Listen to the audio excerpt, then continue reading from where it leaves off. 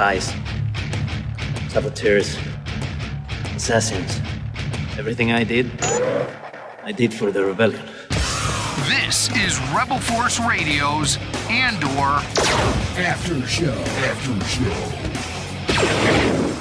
I've been in this fight since I was 6 years old.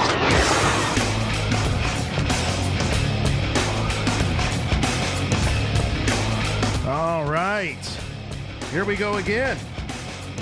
Less than 24 hours from 2.5 new hours of Star Wars content drops. You got the Rebel Force Radio Andor After Show to break it all down. Not for you, with you. I think we're the only ones that do that. There's lots of professors online talking about, you know, every little detail and every little Easter egg, which is cool. There's definitely a place for that, but they're big on detail, and I think pretty small on context, story, themes, character motivations, and things like that. That's what you got Rebel Force Radio and our after shows for, and of course we do it with you. We are fellow travelers here as we digest. That's really what it is, digesting 2.5 hours of story in this incredible entry into the Star Wars saga. It's gritty, you know, it is definitely a departure, and I'm really processing it. It didn't hit me, and I don't know why. It didn't hit me as much with season 1, but with season 2, and I guess it's probably because the show is venturing into some darker places than season 1 went. I'm holding back as much judgment as I can in the final analysis, because I really like to be in the moment. Just like with any other series that we're reviewing each and every week. There's some that are wildly popular, like Mandalorian, and there are some like The Acolyte that fell flat. But every week we were there to talk about the Star Wars that is, and what unfolded, and what it means. And at the end of the day, it's all about having fun with the franchise we love. And that's what we're doing here on Rebel Force Radio. If you're new to the program and introductions may be in order, welcome. My name is Jason, and with me, as always, my good friend and yours from Chicago, Jimmy Mack. Hey, Jason. Hey, Star Wars fans. Glad to be back here talking about Andor. We're talking Andor. No, I've never been to Gorman, but I kind of like the music. Maybe Say that's the ladies full are episode insane. title. I've never been to Gorman, but I like the music. Say the ladies are insane, and they sure know how to use it. So thank you, Hoyt Axton and Three Dog Night, for supplying this week's intro. But yeah, Gorman, this is all about Gorman, and we're going to go deep into the Gorman nightmare that starts to unfold at a very rapid speed by the time we get to the end of this episode, and it becomes tragic for one character in particular. So the stakes are high on a show like Andor, and I really appreciate that from my television drama, because sometimes television drama can just go drag on and on and on, and nothing ever happens. In Andor, stuff happens, and sometimes the stuff hits the fan. And we saw that happen especially the third episode unfurled. But that's leaving Saw Gerrera totally out of the equation here too. We can't forget old Saw.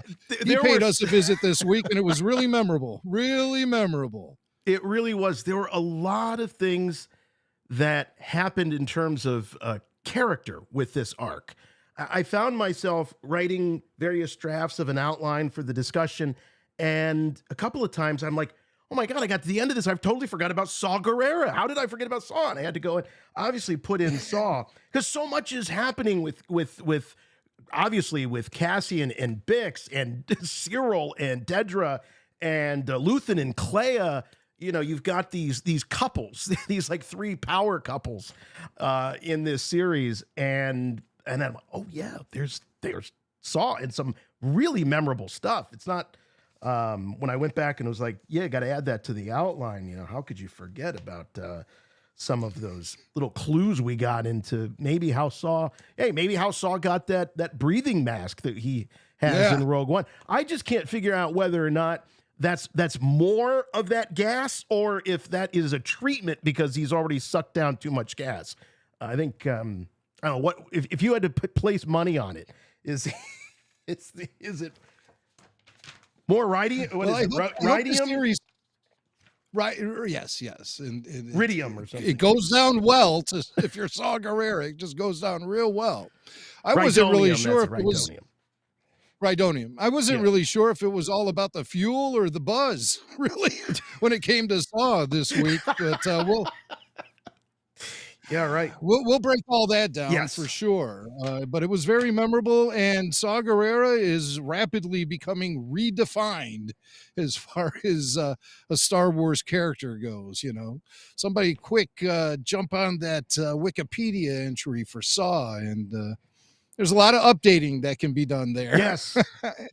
We didn't see Borg Gullet. No Borg Gullet yet. I hope Saw comes back later in the season. And I'm starting to wonder if Borg Gullet is just a hallucination of Saw's. I mean, is Borg Gullet even real? Or no, Borg Gullet lives. Borg Gullet is real. Yeah. Booty Rook would have something to say in opposition to that statement. That's he's real. Cool. All right.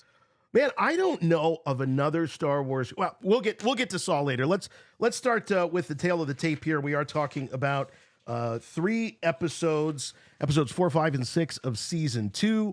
All of them written by Beau Willimon, all of them directed by Ariel Kleiman, same as the last arc, and all of them just around 54 minutes. So this was a solid 2.5 hours of new Star Wars content. I didn't even get to bed till almost 2 a.m. And then I had to get up a couple hours later. And I'll tell you, once I started watching it wasn't like I was dozing off or anything. I was glued, and all of a sudden I look at the clock. It's 2 o'clock in the morning. And don't you hate when that happens? Yeah. And why is it always really 2? Why is it always 2 a.m.?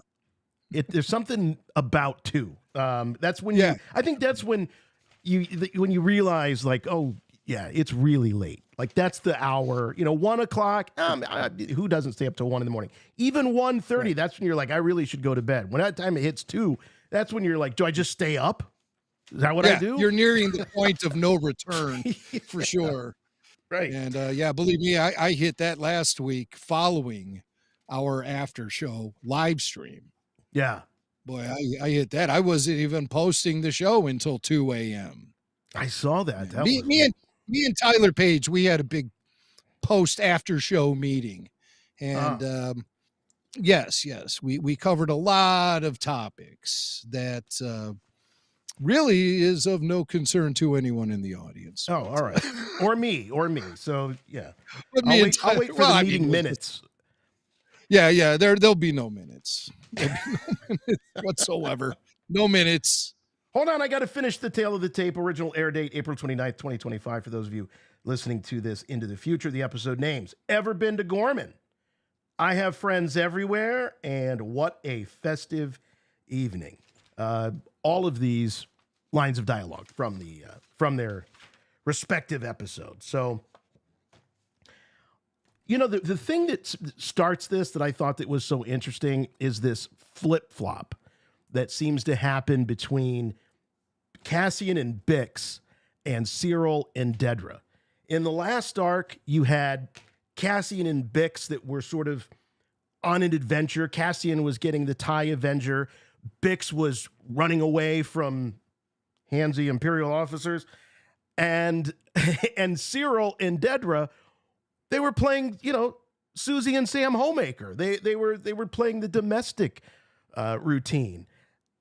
1 year later, as episode 4 starts, and you got Cassian and Bix that are sort of playing the domestic routine, and it's Sirill and Dedra that are out there with all of the spy crafting and that. So there did seem to be a little bit of a flip. But if you thought that Bix was at rock bottom at the end of the last episode, no, I'm afraid there's further for Bix to go, because we start off with this chilling nightmare that she has, still very much tormented by not the assault from last week, but that torture that she had for whatever it was, weeks and weeks, at the hands of Dr. Gorman. and she's full on hallucinating. She's full on having visions. And Jim, we learned something very sinister, is that right there in their little safe house, Cassian killed in cold blood an Imperial soldier who made the mistake of looking Bix in the eye, looking at her right in the face. Ooh. So he could identify her. And that's also adding to this PTSD that opens up episode 4. Yeah, I'd love to know what the circumstances was of that situation. Why was an Imperial in their apartment? What was going on there? I mean, why was he even up there to begin with? They're in a safe house that Luthen has owned, and it's completely scrubbed. It's off the grid, and nobody knows they're there. So why was an Imperial in there with them? I didn't really understand that setup. But yeah, Bix is obviously still haunted by her encounter with Dr. Gorst. And it's interesting that Gorst is featured in the first scene of this arc because he does bookend the entire thing too. He shows up in the final scene. We'll get there. But it just occurred to me that we have Dr. Gorst bookends at the beginning and end of this arc. Yeah, as now that you mentioned it, I was going to say that I thought that the first arc really felt like a movie. You had the beginning with Cassian, almost like I said, a pre-title sequence for a Bond film. You're plopped down in the middle of an adventure. You don't know how he got there or why, but he's stealing this prototype tie. And then at the end, he comes in and he rescues and saves Bix and Will. Unfortunately, he's too late for Brasso. So it felt like a complete story. Whereas this arc, I feel it was more episodic. It was more episode by episode, but you're right to point out that it's really bookended by Gorst. But outside of that, I didn't feel a typical narrative with a beginning, a middle, and an end with this. It was a big, meaty kind of middle part. And they're throwing a lot at you, a lot of thick dialogue. That's how I would describe it, and that not in a bad way, but very thick with detail in dialogue, in character, backstory, all of that. So it just was not that the first arc was thinner, but it was just more of a I guess straightforward, simpler story than this one. The first one, yeah, for sure. Because you had that simple thread of the TIE fighter really bringing it all together. Gosh, excuse me. Sorry. You had that one thing kind of tying it all together. This arc jumps around. I mean, you're dealing with Clea and Luthen and their subplot. You're dealing with quick cut, lots of random and quick cutaways to Saw and his gang. and that just, after each scene with Saw and his gang, it cuts away to another scene elsewhere. Maybe it's Cassian and Bix in the apartment, or maybe it's Clea eavesdropping on Davos Skulden. But I was like numb every time Saw and his gang were on the screen. I had to almost pause and go, okay, wait, what were they just doing in that? What is this big device they just brought in? What's happening here? How did Willman end up with Saw to begin with? So, yes, I am obsessing over Saw Gerrera this week, if you haven't known. And we'll get there. I'm not being impatient. I'm trying not to be impatient. Yeah. But that's just why I think that this arc feels a little bit different, because really there's 3 very different stories being told throughout this arc. Whereas in the first arc, you really only had 2 stories being told. The story about Mon and her daughter getting married, and the escalation of the situation with Tay Coma. And then the other side of the coin, you have Andor in this TIE fighter heist that he's involved in. And then, of course, you check in with Luthen and what he's got going on, etc. But I mean, Luthen was part of the whole party wedding subplot, really. So it was sort of easier to keep that arc together. So that's kind of why I think these two arcs feel so vastly different. This arc was written by Bo Willimon, who wrote the prison arc from season 1, the No Way Out. Yeah. Yes. And of course, he wrote Luthen's big monologue to Lonnie Young in the lower levels of Coruscant. So Bo can write, and he gave us a very complicated piece of fiction all the way through here with all these stories intertwining with each other. And, vastly different, you expect it all to come together like the end of a Seinfeld episode where it's like, oh, wow, they brought it all together. That's amazing. But it doesn't really happen. Right. It doesn't happen. Not yet. Not yet. Yeah. It will. You figure sooner or later it will, like in Andor season 1, when it all came down to that uprising on Ferrix. You had all of those different characters coming together at that point where you had Dedra and Sirill and Cassian and Vel and all of them. They all were there. Even Luthen was there. So I expect this season will have a similar situation happening, possibly on the planet Gorman. Yeah, this arc really made me it really reminded me of Tony Gilroy's the Bourne Identity guy. With the pacing of a spy thriller, and that's really where I think this was. I mean, as you mentioned, Bo, the writer, also the creator of House of Cards, so he knows that political stuff. All those scenes with Mon trying to grease the skids with the other senators, that's classic Bo Willimon. But so we don't spend a whole lot of time with Bix and Cassian right at the beginning. We're quickly shown Sirill, and at first you don't think a whole lot has changed for Sirill, but as you listen to the dialogue, because right away as he's getting ready for the morning, he's talking to Edie, and Edie's watching the morning news, and which is just full of propaganda about Gorman. And, right. And you hear Sirill arguing with her, and he's sticking up for the Gormans. And I'm sitting there going, okay, all right, I think I'm figuring this out right away. Like I'm thinking that, okay, so Sirill is living there. It seems like he's a spy. He puts that string on the door too, which I thought he might pluck a hair out a la James Bond and put it over there. I was going to ask you, which was that from Russia with Love? I can't remember when James did that. That's from Dr. No. Oh, it is Dr. No, the first one. I knew it was an early Sean Connery. Well, because Sean ran out of hairs to pluck there towards the later films. And I'm gonna pull the curtain back a little bit. I've caught Jason doing this at various hotels too when we go to the conventions or whatnot. So always. And sometimes it does alert him. We'll walk in there and find a Sheldon Norton in his boxer shorts sitting on Jason's bed. At least we know he's in there.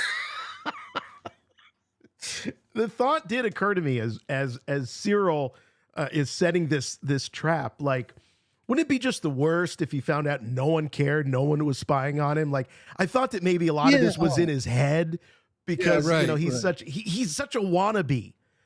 Yeah, he's such a wannabe. But it didn't take too long, Jim. We realized it's real. He is being spied on by the Gorman front.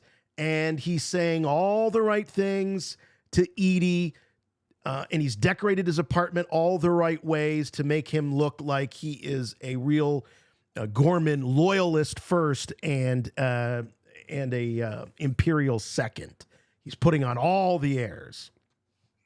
Edie's been watching too much INN, Imperial News Network. And I thought that was pretty funny when Sirill called her out for that.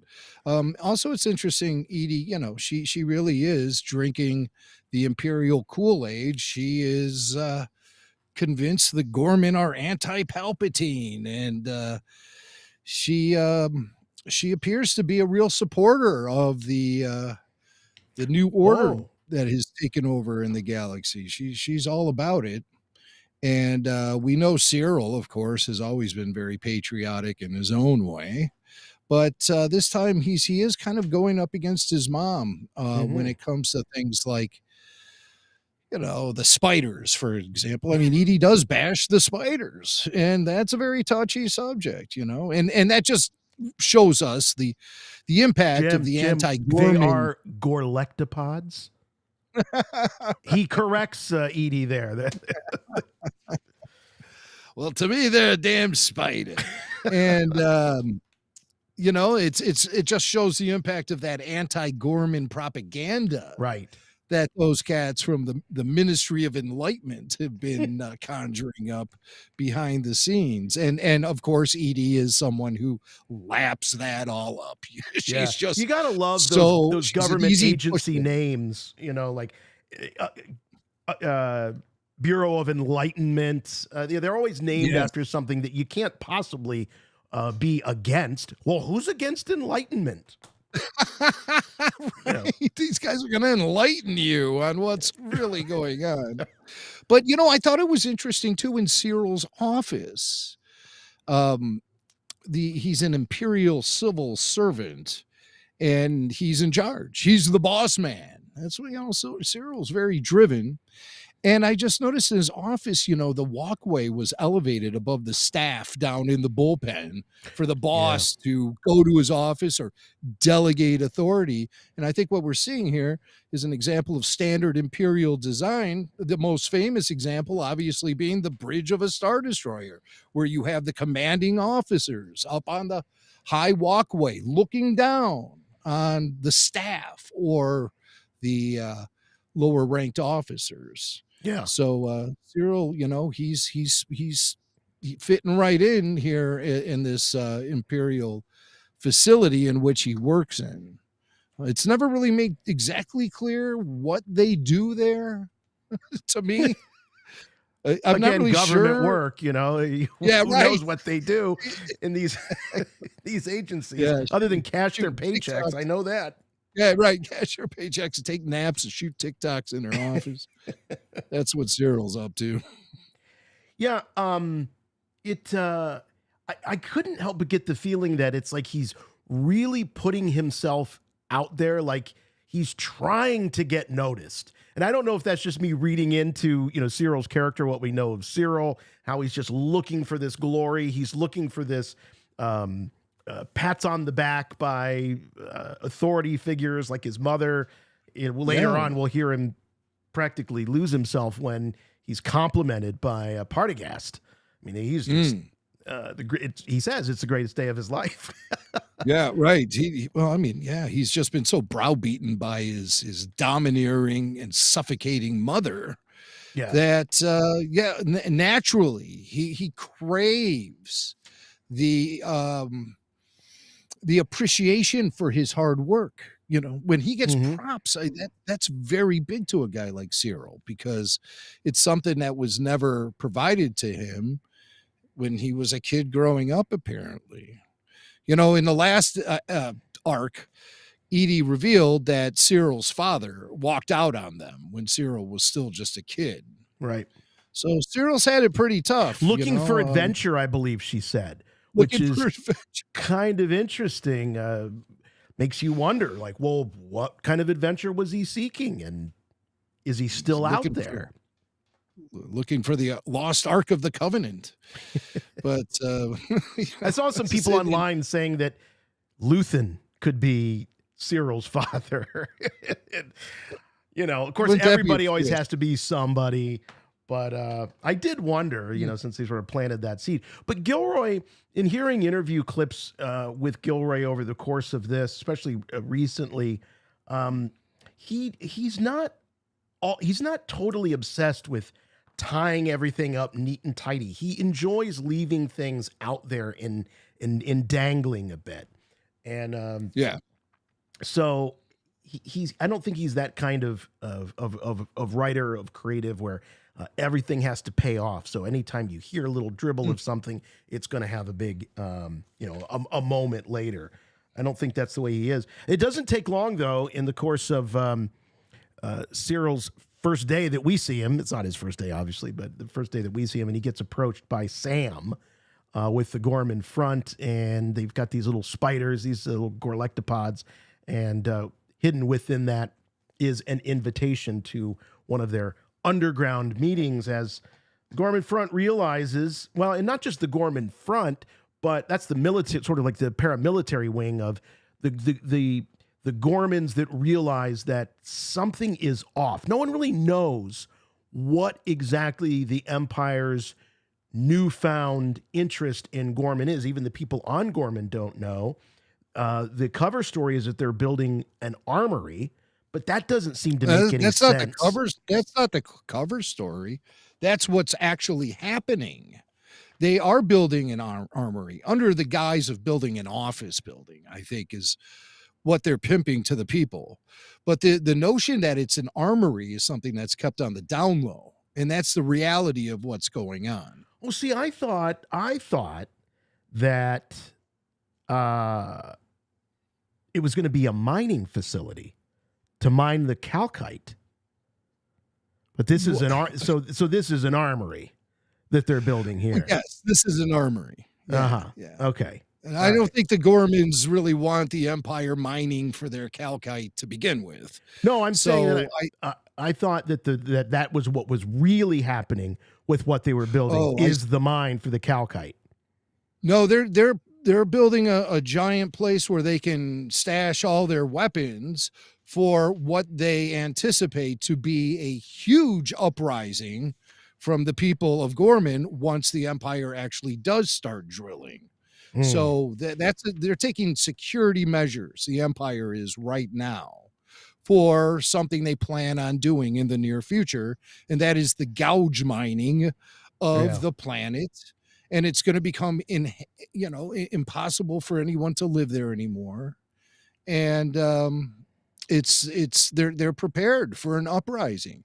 So that's why they're already trying to use propaganda to portray the Gorman society in a poor light, show them as rabble rousers. That's why they're trying to incite some rebel activity there so they can prove why they should have a bunch of weapons on Gorman and why they should start shipping a lot of people out of there to make way for their eventual mining project. So that's what's happening. They're really trying to show that there's insurrection happening on the planet Gorman, and they are going to be portrayed as a society that is presenting a threat to the well-being and health of the Empire. And that's how the population of the galaxy is going to turn against them.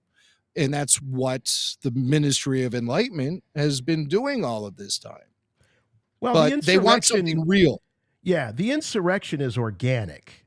That's not being manufactured by the Empire. What's being manufactured by the Empire is getting a mole in there like Sirill to escalate tensions so that they can justify coming down really, really hard on them. And they, a la, think about it like the shot heard around the world that sparked the American Revolution. That's kind of what we get there. That all they needed was blaster fire.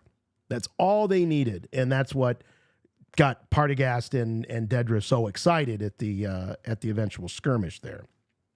Right. So it's all, it's what Dedra said to Partagast in that meeting.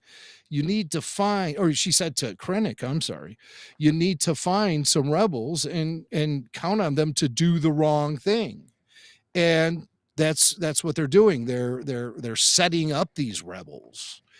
Their every move was being watched. The Empire knew that they were going to get this siege on the transport was going to happen, and they were going to seize all these weapons. The Empire's fine with that because they want to paint the society of Gorman as insurrectionists, and that will give the Empire then all the right in the world to lay some whoop ass on the entire planet of Gorman. It'll definitely justify the galactic public opinion that Gorman needs to be dealt with. And that's where you're getting all of this, they keep to themselves, they're elitist, they're like spiders, all of that stuff. Classic, like dehumanize the enemy first, and then no one cares if you wipe them out. So there was an interesting line that was given. It was kind of a throwaway, but Bix and Cassian are having dinner, what they do before they go to the grocery store. Again, very, very domestic side of these two that we're seeing. And something that Cassian says about Luthen, he says that Luthen wants results. And that is an echo from the previous arc where we hear Partagast say to Dedra that all Krennic cares about is results. And I'm starting to see this juxtaposition of Luthen and Krennic a little bit, as they're sort of the opposite of each other in some ways, but also very, very similar.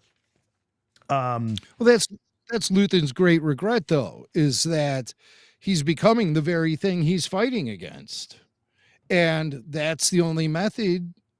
Fight fire with fire is how Luthen feels. So he's been dehumanized to such an extreme. I mean, like internally dehumanized to where he's numb about the way he moves people around like pieces on a chessboard. You know, he gets confronted a few times in this episode, especially by Cassian, who's like, we're not droids. Yeah. We're not droids.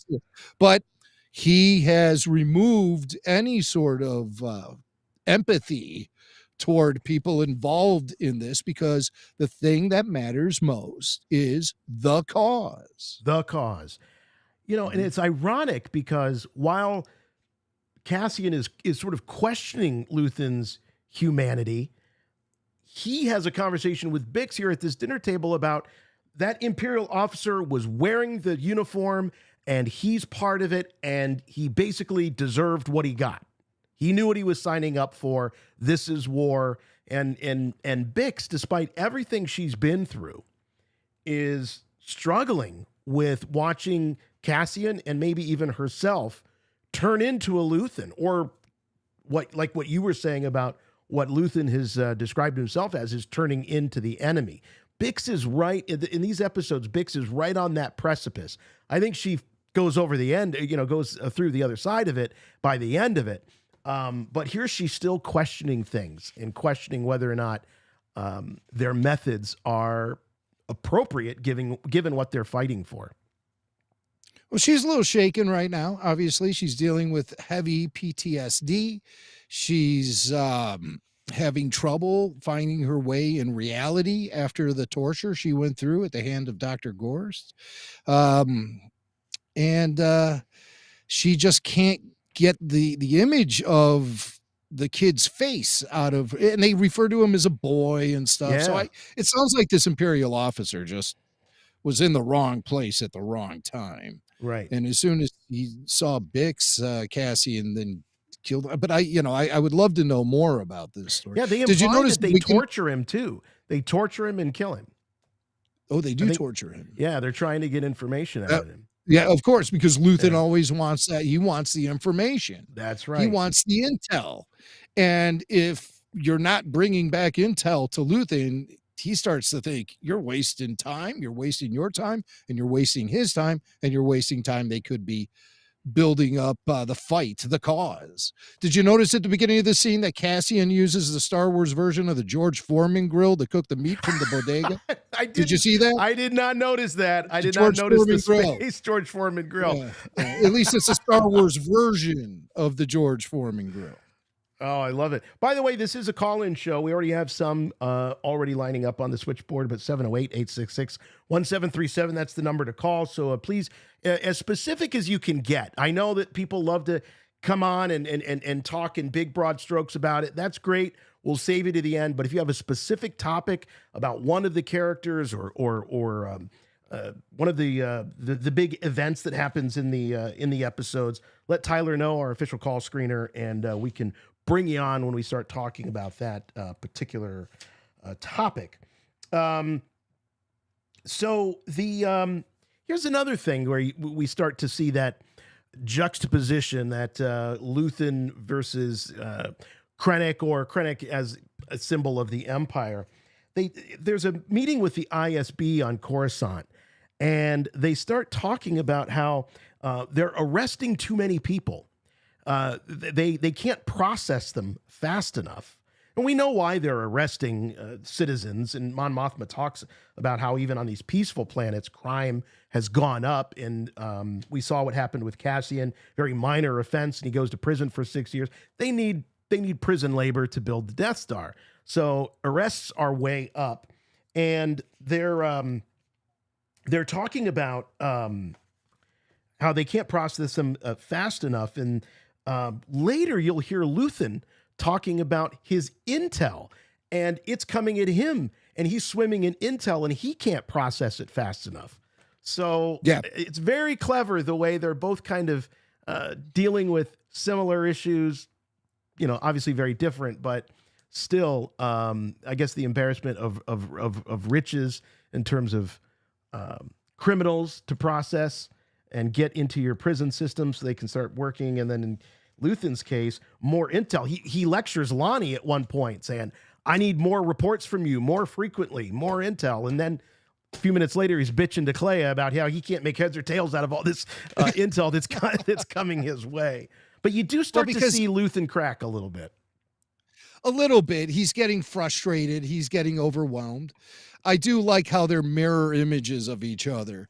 Luthen is trying to build a rebellion and create an insurrection, and the Empire is trying to quash rebellion and destroy any insurrection, and they both are overwhelmed by this new industry they've created. Right. Oh my God, the volume I never imagined would be this intense. And how do you facilitate all of that too? Especially in Luthen's case, it's largely just him and Clea. Yeah. He has connections all over the place, but he actually has a very small and limited resources and limited amount of people working on his cause. He's still very much on the down low. So that's why I think he's so interested in having a place like Gorman, which will draw a line in the sand against the Empire. They're rich. They control like fashion and stuff. So you have to imagine they have huge clout socially and politically too. It's mentioned in the first arc that they have a strong grasp of their place in the galaxy and fight for it in the Senate. This isn't some outer rim a system. People are going to notice, and Luthen very coldly and regretfully, however, says that it'll burn very brightly, meaning a lot of eyeballs, a lot of attention. So, hey, before we go any further, I do want to take a brief time out and thank a sponsor here on Rebel Force Radio. You heard about them last year, and guess what, gang? They are back. We're talking about our friends over at Bull Airs. So how do you plan to spend your May 4th? How about a brand new pair of custom and highly limited edition kicks from Bull Airs inspired by our beloved galaxy far, far away? Once again, we're teaming up with Tom and the whole Bull Airs crew to tell you all about these incredibly unique and, did I mention, extremely limited edition shoes. With names like the Snow Patrol Steers, the Scoundrel Longhorns, the Dark Father AJ1 High Tops, the Golden One AJ1 High Tops. How about the Swamp Master Shorthorns, the Rebel Pilot AJ1 High Tops, the Cloud Princess Steers? You know what we're talking about here. So, and in addition to shoes this year, they have 6 new leather jackets that are going to be unveiled. Maybe Sam Witwer will get himself a new jacket if he goes over to Bull Airs. But everything goes on sale this May 4th at 12 p.m. Eastern Time. So you want to go ahead and visit their website at bullairs.com/May 4th for more pictures and all the pricing. Yeah, they ain't cheap, but let me tell you, we're talking about limited edition, like 10 being made in some cases of these. So very, very collectible, very, very limited edition. Better yet, you can head over to their VIP Facebook page also known as the Bull Air Secret Sneaker Society, and gain access to an exclusive discount code. Once again, it all happens May 4th at 12 p.m. Eastern Time at bullairs.com/May 4th. And by the way, that is May, M-A-Y, the number 4, T-H. And actually, we're going to give away some of these kicks to some lucky Rebel Force Radio listeners. Right, Jim? Yeah, right, man. We love Bull Airs. And as Jason has said, we've teamed up with Bull Airs to celebrate May 4th this year. And we're going to be giving away store credit that you can place toward your purchase of some of the coolest shoes in the galaxy on May 4th. So here's how we're going to do it. We have 2 different store credit values that we're going to be giving away.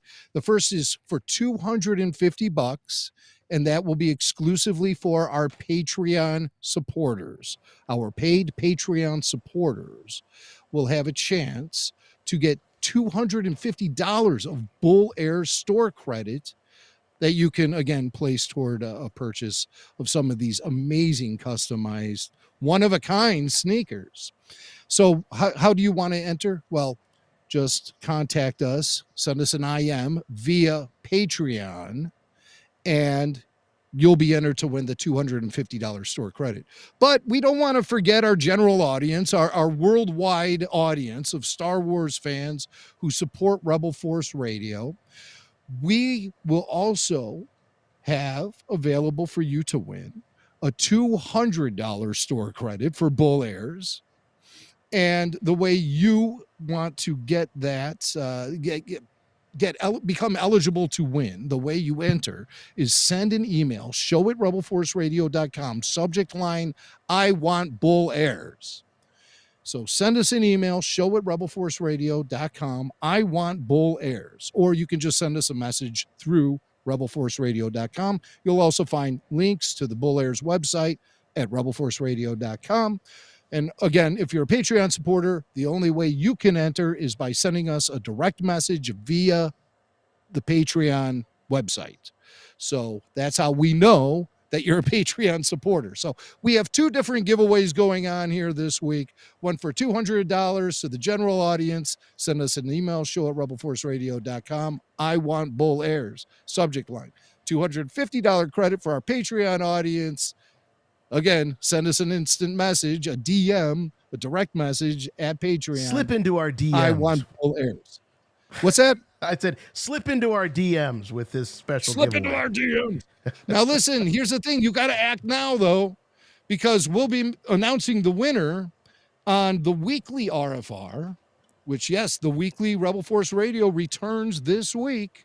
And that show will be dropping Saturday around noon Central. So that's when we'll announce the winner. So you have to get the emails into us between now and let's say tomorrow night, Thursday night, May 1st. Oh, wow. Thursday night, May 1st at 7 p.m. Central. We have to get your emails by then. So I know it's a tight window, but this May 4th sale is coming up soon. So we want to make sure you have your credit and you're ready for this incredible drop of all new customized sneakers with options for any super fan. It's all there for you, courtesy of our friends at Bull Airs. So we want to thank them for giving us this opportunity to give you guys out in the Rebel Force Radio listening audience a thank you for being the best audience of super fans to support any podcast, any genre, any subject. You guys are the best. So we're giving you a chance, 2 chances here. If you're a Patreon supporter, $250. Send us a slip in. What do you say, Jason? Slip into the DMs? Slip into our DMs. Yeah, that's what the kids say, I guess. Yeah. That's what the kids say. So just, however you do it on Patreon, do it. I want Bull Airs. Same thing with everyone else worldwide. Show@rebelforceradio.com. I want Bull Airs. Subject line. So we'll be announcing our winner this weekend. Good luck to everyone. And we look forward to announcing our winner on the weekly RFR coming this weekend, Saturday, May 3rd. Yeah. All right. Okay, so back to our regular scheduled program. Once again, 708-866-1737. That is the number to call. So we do get to catch up with, there is one other thing I wanted to mention about this this meeting of the ISB. And Partagast is talking to the officer that is inherited the Axis case. So we learned from Arc 1 that Dedra, you call it, by the way, is it Dedra or Dedra? How do you pronounce it? It's Dedra. I guess you and me were shifting back and forth from Dedra to Dedra last week. Yeah. And it gave people motion sickness a little bit. So I just want to keep doing it then. Because I feel think it's the Mira, is the last name. Dedra Mira. Yeah. Dedra, you get those double E's, and sometimes when you're thinking about the character, you're not sure if those double E's are in the first name or the last name. So you just roll with a Dedra. But Dedra. Somebody said to me, think of Dedra, dead. You're dead. Yeah. Right. So Dedra. Yeah. Then it will like never. Something out of the Addams Family. I told you. She's really? Like, Wednesday. I was thinking that about the romantic moment between her and Sirill was Gomez that was and more real romantic. Yeah. But boy, Sirill looked real happy. He was like he heard turn the lights out and yeah. Wow, such passion. It's overwhelming. When he comes in the door and they briefly kiss. It was like, I wish I had some sort of good comparison I could make to what that made me think of, but I've never seen anything quite like it, actually. Yeah, it was like somebody was. It was like Sirill was kissing his mother. Quite honestly, is what it seemed like to me. So fill in the blanks however you want. All you Sigmund Freuds in the audience, fill in the blanks. So we find out that the Axis case hasn't been closed. It's just that Dedra's been taken off of it. This guy Blevin is on the case, and Partagast is kind of busting his chops a little bit about the fact that he hasn't really produced much more than Dedra did. And Lonnie interrupts, and Jim, you're making a face. Do I have something wrong? No, you don't have anything wrong. Okay. Yet. Yet. Blevin. No. Okay, Blevin. Yeah. I didn't see Blevin in this episode. I think you're thinking of his name's Hirt. Am I thinking of Hirt? Supervisor Hirt? Yes. Yeah. But Blevin is the one that got the Axis case. Not Hirt, right? I thought that was Hirt. They all look alike to me. Dedra's mad. Hirt never called. Yeah, I'm pretty sure it's Hirt. Supervisor Hirt. Blevin, I don't think was even in this episode. You know what? He was in season one. Blevin was season one. one. Okay. Yeah. All right. So whether or not, all right. So Hirt. is getting the business from Partagast, and Lonnie interrupts, and that's when he starts pleading the case about we have too many prisoners and too many arrests that we can process. And they're busting my balls about the AI again. Thanks for that gift that keeps on giving. I feel bad about that. That was in reference to one specific moment in the past, and I felt really bad, especially the next day that I did that. I felt like I violated These notes are not from AI. Look at that. Look at that, ladies and gentlemen. He has handwritten notes. Right. Handwritten notes. It doesn't get more organic and real than that, my friends. Yeah, I want to say that I've been hosting and moderating these kinds of discussions before. Some of you in our listening audience were even old enough to listen to podcasts. Okay? So lay off. It's a lot of characters to keep straight, okay? All right. I do apologize for that. That was lecture really over. All right, so here. Yeah. But Lonnie comes to Hirt's rescue to take some of the heat off of him, and also to take some of the heat off of Luthen, we know as Axis, that's being talked about in this meeting. And so that Hirt and Lonnie sort of bond over that. It seems like I I can't stop looking at you. You're making all these faces. What's going on? Because you drew my attention to the chat. Now I'm laughing at different chats I'm right here. The moderator is right here. Don't look at the chat. Don't look at the show. I'm sorry. The chat a question, then you can look at the chat. All right. I'm closing the chat then. But this show is so damn entertaining, even to me, and I'm on it. So. Well, there's a whole other show. See, the chat is never in sync with us. You know, there's a delay, first of all, and then they all spin off into all their different, Peter Beiser is talking about something completely different. No, you got my complete attention. Now, look at this. Okay. Look, all right. You and me, Ben. You and me. Yeah. Let's go. So there is a bond that is formed between Hirt and Lonnie because he pulls Pendergast's heat off of him. Nice change of the subject. So they move on. But so I think that it's going to be really, really good for Lonnie. It's going to be good for Luthen to have Lonnie and Hirt buddies because Hirt is the one that's trying to bring in Axis, a.k.a. Luthen. So Lonnie is pulling his weight. When we met him in season 1, I was like, I don't know about this Lonnie guy.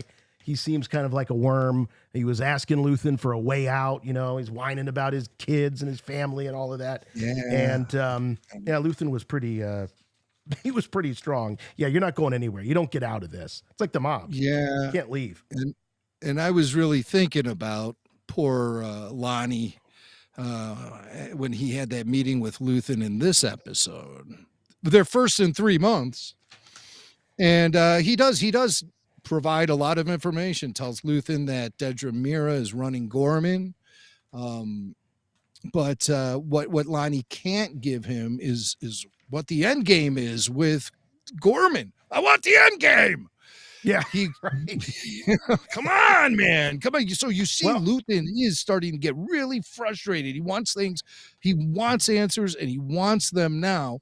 And as things are clearly ramping up, you see Lonnie have this realization. He says, "You used to tell me to wait before I did anything." And Luthen's like, no, those days are done, friend.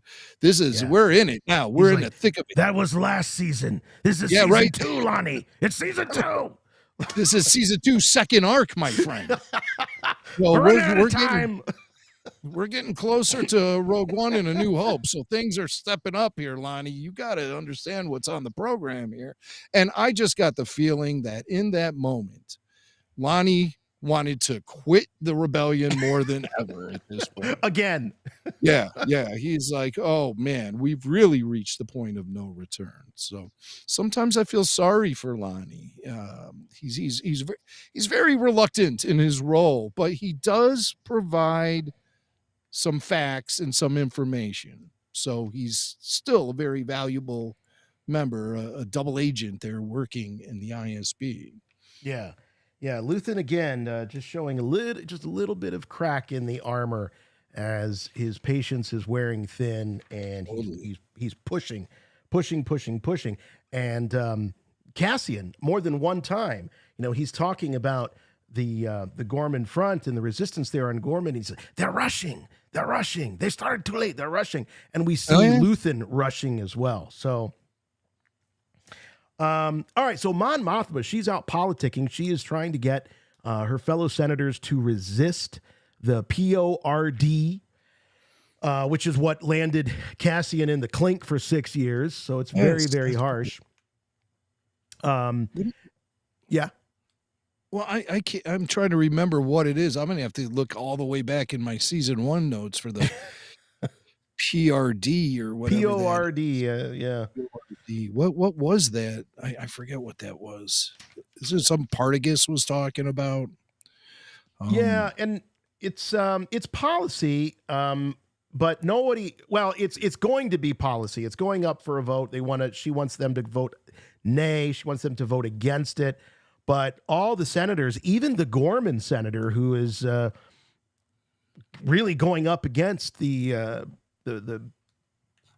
Empire in the moment, says he can't vote against Palpatine. Right. They know, and especially, you again, one of the senators pushes back on Mon when she brings up Gorman, and he's like, oh, no, because this is the impact all of this anti-Gorman propaganda is having. People don't even want to do anything connected with Gorman at this point. It's a poor political platform for a senator to stand on. It says linking anything to Gorman right now is not a good idea. Yeah. So that's Mon Mothma lobbying with senators. Hey, at least we got some cool alien senators making the rounds. You know, they were funky, some of them. I can't identify them, but they were cool. They were cool, as well as that weird guy who was leading the Senate in this loyalty oath to the Empire. Oh, yeah. It was like the Pledge of Allegiance, Empire style. Right. You know, yeah, right out of those Nuremberg rallies, and from Nazi Germany. That is what was happening there, and Mon couldn't stomach it. She had to get the hell out of there. But that was a cool alien, though. That guy. Yeah, I got a shot of him here. Yeah, check him out. What a freak!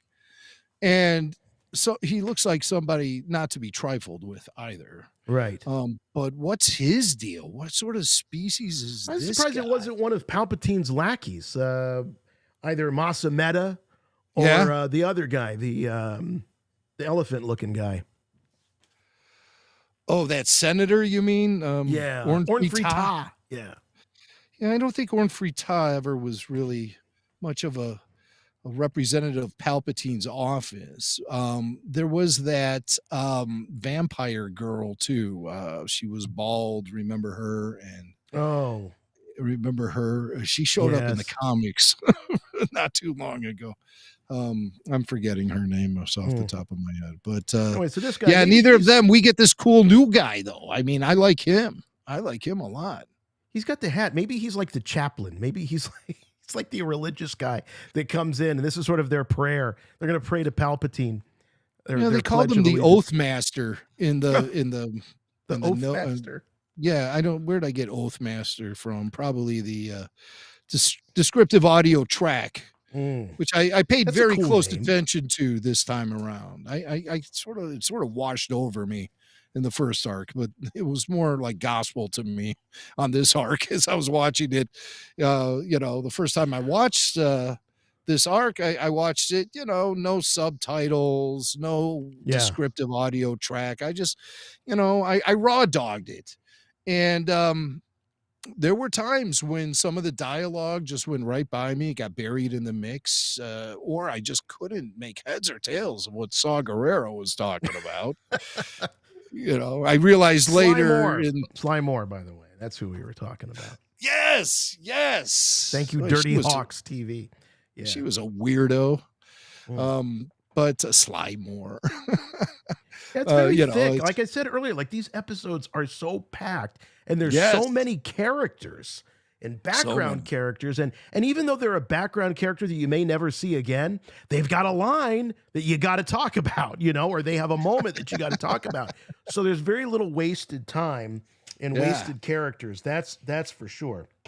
Yeah, I thought the wasted time, that's a good thing to bring up, because I do think that overall Tony Gilroy and the Andor crew, they do a great job utilizing the time they have and making sure that everything sets up something else, and really there's nothing thrown in there as filler, except that scene with Bix and Andor in the bodega. That one was that's one that could have ended up on the cutting room floor, no problem, and it might have helped the overall flow. It does give us an illustration of how paranoid Andor has become, just even going shopping. He's very paranoid. Right. But it's about the cameras. There are cameras. And that's the bodega that he likes to go to. There was a weird moment where he went over to a counter, and I thought for a second, is he doing is this like some sort of a drop, like spies do? It's drop communications. But I don't think it was. I think it was just my imagination. I was reading into things, but no, there was no rhyme or reason about that bodega other than that Cassian felt more comfortable with that one than other ones. Bix, there's another mention of the cameras when Bix wants to go to the park. And he's like, no, there are cameras in the park. Bix. I told you. She wants to go to the big park, which Right, is like the yeah. most popular one.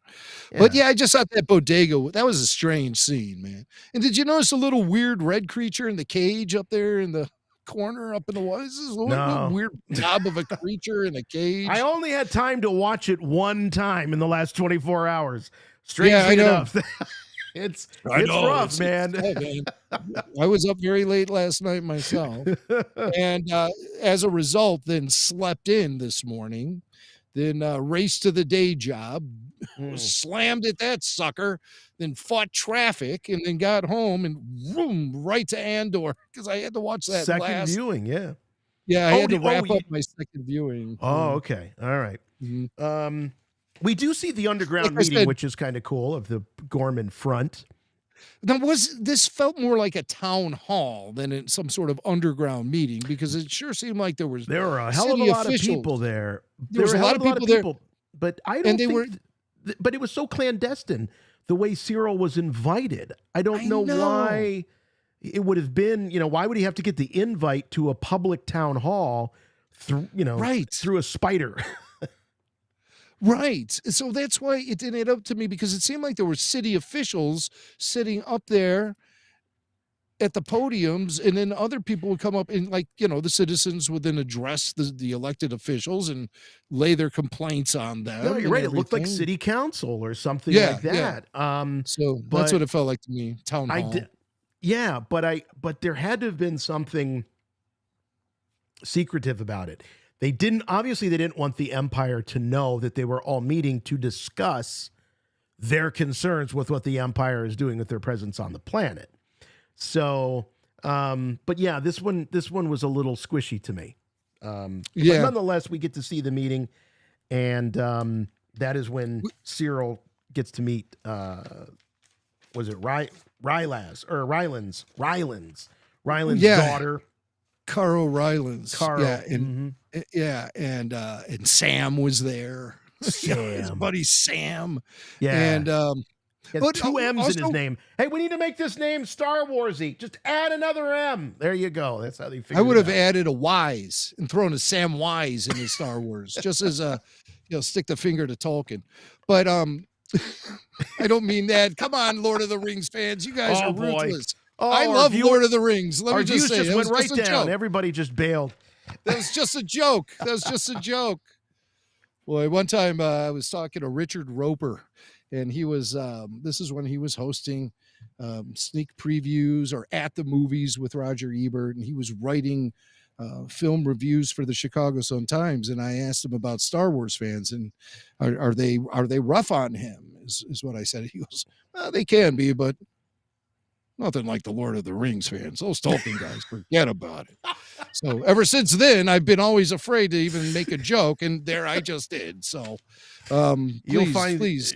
You'll find out what Roper was talking all about there. What's this? A crowd is gathering outside my studio window right now. This is, and they're pitchforks and they all have chains around their necks with little rings on them. This is not good. This is not good. But all right, hey, back to the actual review of the show, and let's stop with the funnies. So in that town hall, though, we do learn something about the Empire and the sort of oppression they've been laying down on the Gorman people with ground inspections, freight penalties, new Imperial shipping codes, which they change on a whim without any warning. And this is affecting their industry, which is... It's something to do with those spiders. I assume it has something to do with that mineral too that the Empire desires so much, the calcite. Yeah. But I'm really not sure what the industry is for Gorman. I guess if I rewatch that, it's textiles, it's fabric. That's right. That's why they're the fashion center and everything. Right. So I assume the spiders have something to do with that. It's like they're webbing or something. Yeah, the spiders. Yeah, the spiders spin the web. They use that webbing to create the fabric, and it's unique to Gorman. And so that's their main export. Wonder what they're doing with tariffs there on Gorman. Well, this is kind of a situation where, I guess when they say Imperial shipping codes. That might be something, or freight penalties. Freight penalties. That's probably what they were referring to when, if you're looking for a Star Wars equivalent of a tariff. But it's really putting the screws to the industry on the planet Gorman by design, of course. Yes. We know the Empire wants to suppress them and drive them out so they can feast on all of the natural resources of the planet and just leave the planet as a smoldering husk once they're done with it, because that's what the Empire does. And how Palpatine is it that Dedra is going to find herself in a place where she's controlling both sides? She's going to have Sirill in there working and controlling the resistance. At the same time, she's also calling the shots of what the Imperials are doing. So very, very evil, and very close to what Palpatine does. So they have the meeting. The Empire is squeezing them. We also get the reference of the Tarkin massacre. And the Tarkin massacre comes up multiple times. And apparently this is when Grand Moff Tarkin landed a giant star cruiser on top of about 500 people as they were gathering to, I assume, protest the Empire once before. So they're no strangers to this. And Tarkin's like, move out of the way. Just land. Just land. Can you imagine he lands the ship on top of these people? I got to give it to Tony Gilroy and the rest of the gang. There were more references to the Tarkin massacre than I ever thought. I thought it would get one little passing reference, but they went back to that well a few times in this episode.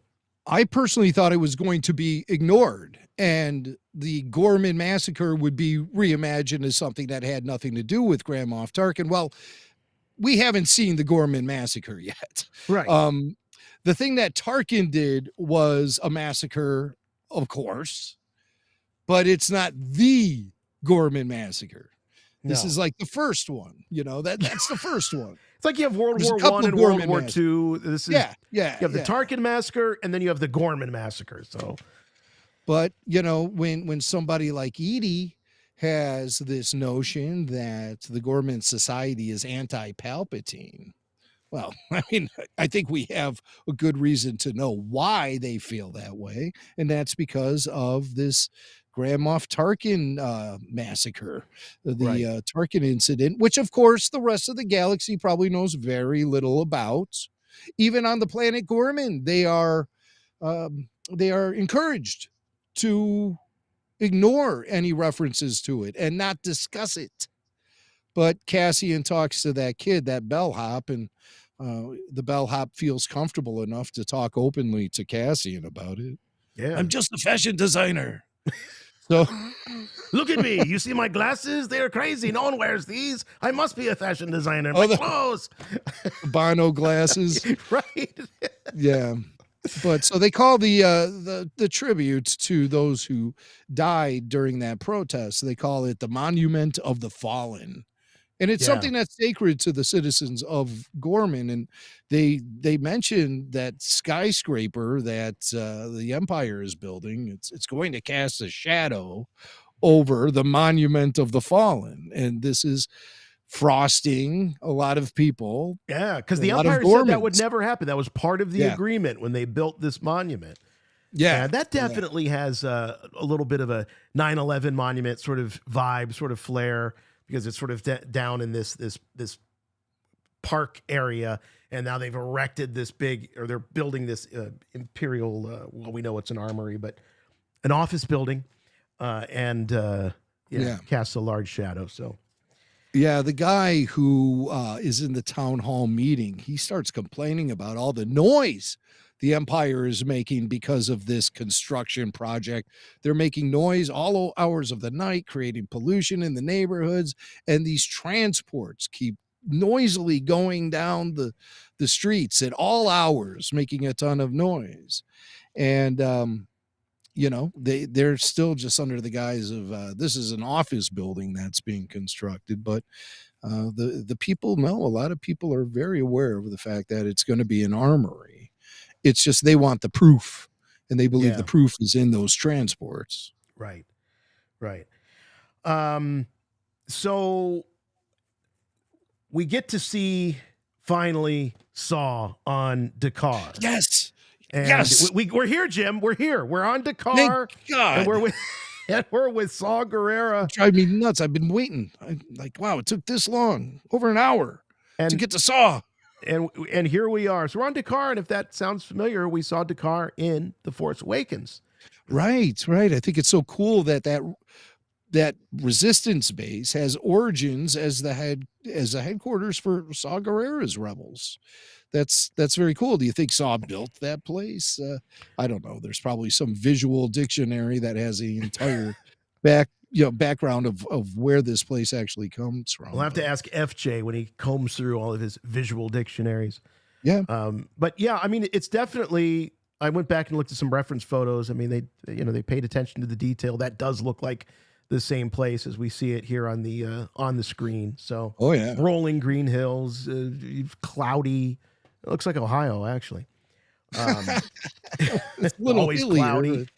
Yeah, but I think this is a freestanding site out there in England somewhere. Remember we originally heard of this place from a guy who was flying a helicopter overhead, and he snapped a bunch of photos because he saw the Millennium Falcon was parked down there. Oh, that's right. Remember that guy? God. Yeah. Oh, those days when we were just any little bit of news or tidbit or. Yeah, he had a drone. Didn't he fly a drone over? Was it a drone? No, I think he was actually flying. Like, was he? He was actually a pilot. He was in an aircraft. A pilot. Yeah. So naturally, we had him in the cantina that week. Pronto. Right. And he sent us a bunch of prints of the photos he took and everything. But that was the first time we ever saw Dakar. There's the Millennium Falcon parked there and X-Wings and stuff. So I'm sure they went back to the original shooting location from The Force Awakens.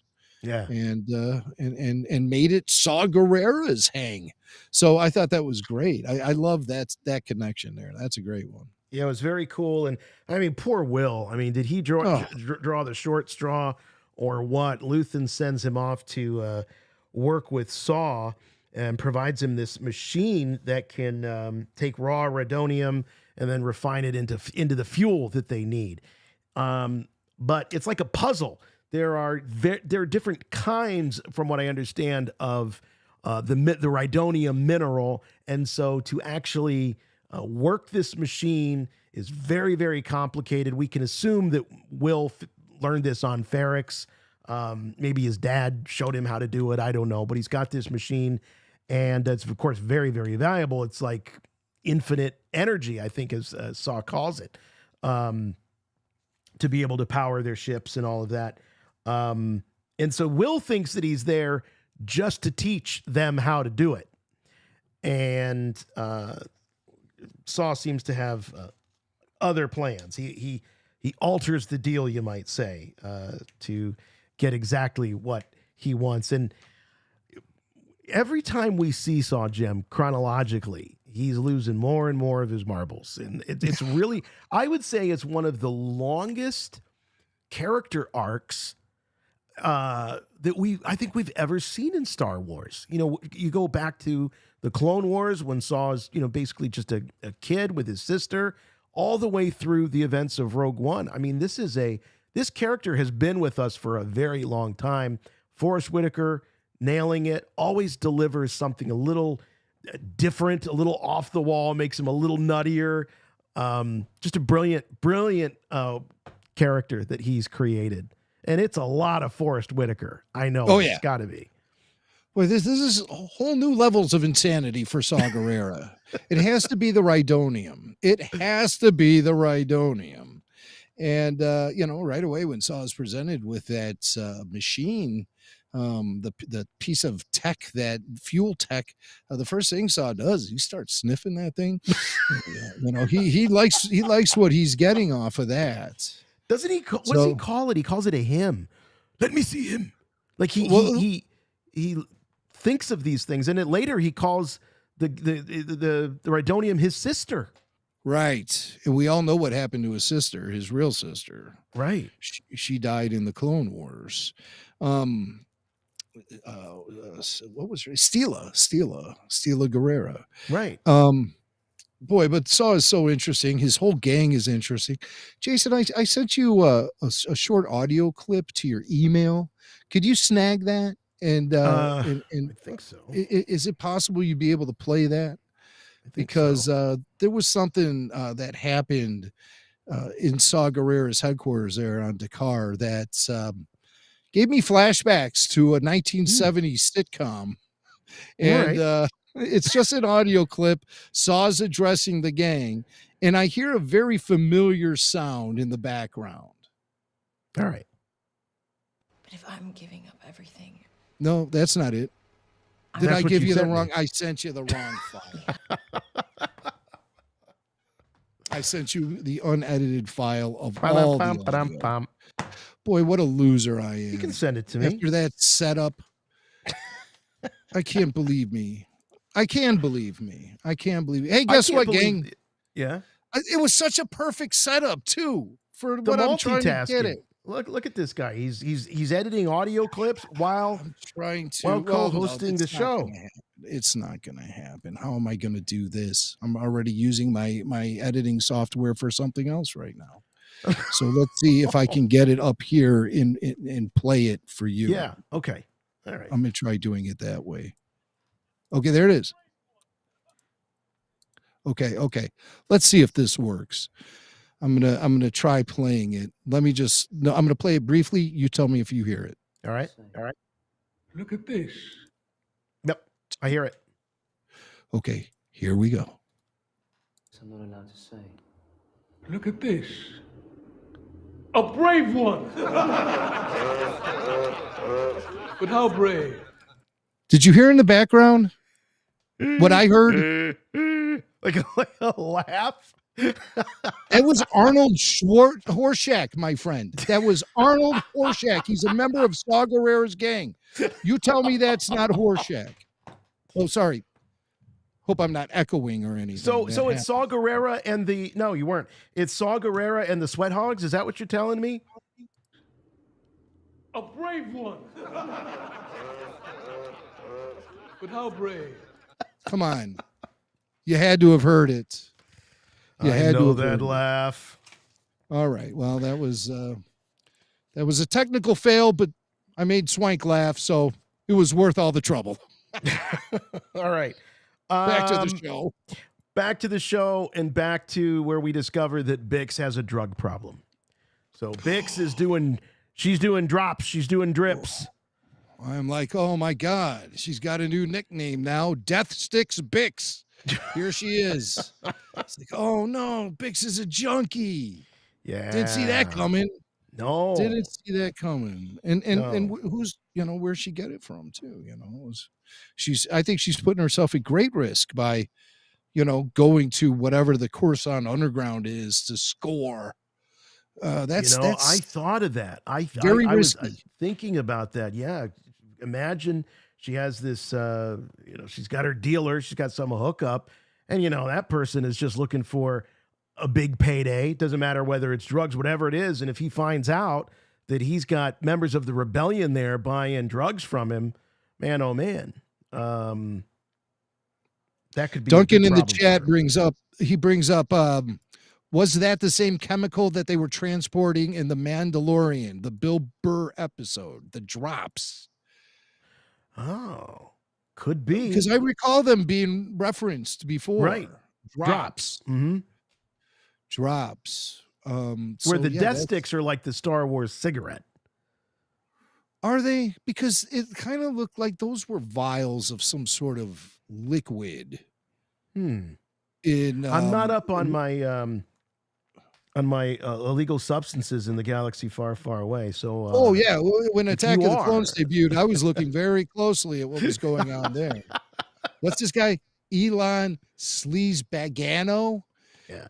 Maybe that's Bix's dealer. Maybe he didn't change his life. Maybe go home and change my life. Maybe he didn't. I'm going to double down. Yeah. I'm going to diversify. All right, so maybe they're drops, maybe they're death sticks. We don't know, but she's on them, and you got to have compassion. She's she's doing the best that she can, trying to deal with all this stuff and also be there for Cassian, be someone that he can lean on. And but she's falling apart. There's no question. And then Luthen pays a little visit, but before that all happens, we see Clea in Luthen's gallery monitoring all these different radio signals of various bugs that they have in operation throughout the galaxy. And she happens upon Skalden. And so apparently Skalden has got a forgery in his collection of antiquities and art. And he's, wouldn't you know, Jim, you find out you have a forgery right as you're ready to do some big exhibition of all of your artwork. Can you imagine? Jimmy Mack is going to show everyone his Star Wars room, and he finds out that one of his precious prototypes is a fake. Can you imagine? Not only that, but it's got a bug attached to it. So Sansweet's in Rancho Obi-Wan listening in on all of his conversations. So Daniel Logan was over, and he was checking out my Star Wars collection. Uh-oh. And Tyler was there for this moment when he starts, Logan starts looking really closely at my vintage Star Wars action figures. And I'm on the other side of the room. I hear Logan, "Hey, Jimmy, Oh, no. is that a legitimate vinyl Cape Jawa?" I'm like, "Oh God, I'm going to have to disappoint Daniel Logan now right in front of Tyler." And so I said, "No, Danny, it's a replica." It's a replica, just because I always wanted one, you know. I mean, Yeah, I've got is one that so too. wrong? I mean, I just wanted one. So it was a dozen years ago. I bought a replica. The action figure itself is legitimate, but the vinyl cape is The not. vinyl cape, Okay, yeah. It's a so very I'm saying it. I'm saying it here, right here. Thousands of people are going to be listening to this. I own an illegitimate vinyl cape Jawa. Okay, so we all know this. For when my we all should need to say progeny, hi, Jimmy. See, everyone say hi, Jimmy, as he stands up and tells us all that he owns a replica action figure. Star Wars. I am a custom action figure addict. My name is Jim, and Hi, Jim. I disappointed my friend Danny in front of my other friend Tyler, and it was kind of embarrassing for me, and I could feel the disappointment coming off of Daniel Logan at that moment. Now, when you heard that Skalden had a forgery, I don't know about you, but my head immediately went to, oh my God, is everything in Luthen's shop fake? I mean, we know Luthen's fake. Is everything fake? And now the House of Cards is going to come tumbling down? I realize that because it's revealed that he ends up killing the guy that sold him the fake. But what it does in the essence of this story, in the interest of this story, is that it causes Skalden to question all of the pieces in his collection. He wants them all authenticated, and in the process, he would likely find the bug that is on one of the pieces that he did get from Luthen and Clea. But there was a moment when I was like, oh, the jig is up. He's a phony. His shop's phony. He's got all forgeries in there. Not the case. I mean, how are you gonna make a forgery of Padme's headdress? You can't do that.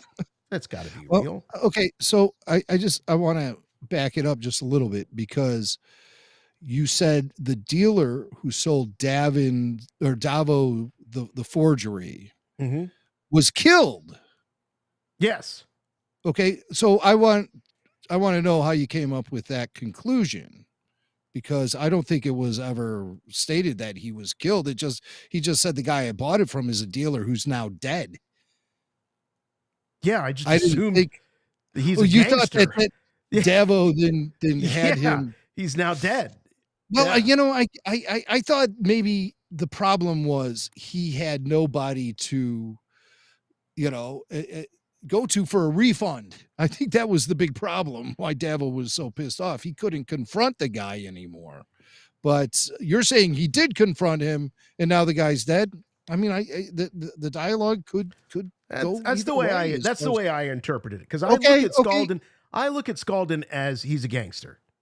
Okay. You know, he's like Meyer Lansky. You know, he's a finance guy. Never served time. You know, Yeah. he's sort of the brains and the money guy. But Okay. he knows people. Yeah. But Okay. maybe well, he th- died I mean, of natural causes. it's Could be. it's as possible as anything else. So at first I was a little confused, and I thought that it was the piece that Luthen had given Davo with the microphone in it. Mhm. I thought that was the fake. And when it was revealed that the dealer was dead, I thought, well, maybe it was Luthen who killed him to cover up any sort of Oh, loose ends yeah. regarding this artwork that's bugged. But as it turns out, the piece of artwork that Luthen sold him, the what did they call that thing? It Well, had the lost Tairn. the Tinian Codex is the one that Luthen sold him. The Tinian Codex. What the hell is the lost Tairn? I think that might be the one that is the actual forgery. That was the forgery. Yes. Okay. Yes, sir. So, but yeah, that was a little confusing at that point. But yeah, I like your idea that Davo went to go get a refund from whacked that him. thing. The way he collected was just by killing the guy or having him killed. Right. Yeah. So where were we? All right. So he finds out that he's got that forgery, and then of course all hell breaks loose because they know they've got to absolutely get that microphone out of there before it's discovered, because that will lead them right back to Luthen's shop, and then there will be all bets are off. That's right. So this meeting that happens between Dedra and Sirill in the apartment. We were talking about that a little bit earlier. He's got some intel. They got 1 hour to kill, Jim. Just 1 hour before they have to go meet with Partagast. And and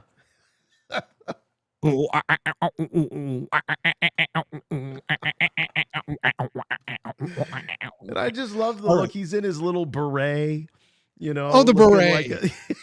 Looking like a real Gorman loyalist, you know.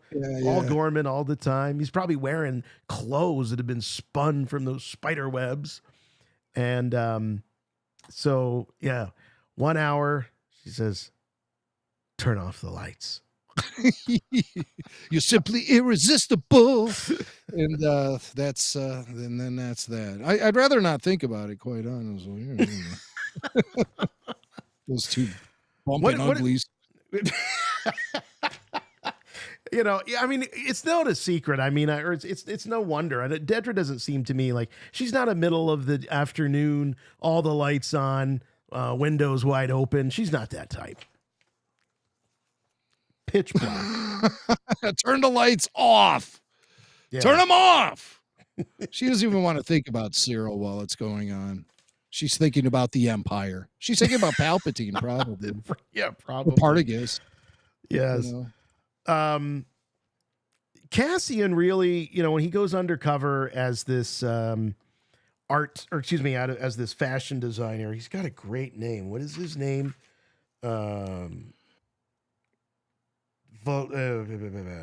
Shoot, I just had it. Oh, Varian Sky. Varian Sky. It's a great name. Yeah. Even Luthen seems to be kind of tickled by it. But man, does he really schools these people on. He's very tough on these Gormans. Look, it wasn't that long ago that Cassian was green and he was new to this scene, but now he, it feels to me like if they don't have all their I's dotted and their T's crossed, he's got no time for this. Like they have to measure up to his standards and do everything right. Like this girl doesn't know. This daughter of Ryland's, this Caro, what's her name? Enza? No, she's Kara. No, she's Enza. Jesus Yeah, I Christ, think these she's names. Enza. Is Enza. that's who that is? Enza. Not Enzo. Enzo's the baker. Enza. Be my friend, Godfather. Okay. But So- yeah, you know, the planet Gorman, though, just to talk about it for a second, this arc is the first time we're ever seeing the planet. And first blush reaction from me is this whole place is more Earth-like and contemporary than any other place of Star Wars that has ever existed. From the lamps to the briefcases, fashion, the bellhops, hotel. How about the lobby with language? luggage, The language cafe. even Yeah, sounds right. French. I mean, it is so earthy. yeah, Yeah, right. it They really meet up in is. this French cafe, you know. Right. Ooh la la. I'm expecting to hear Cassian say. But yeah, so earthy, just like absurdly earthy Yeah. for Star Wars, I think.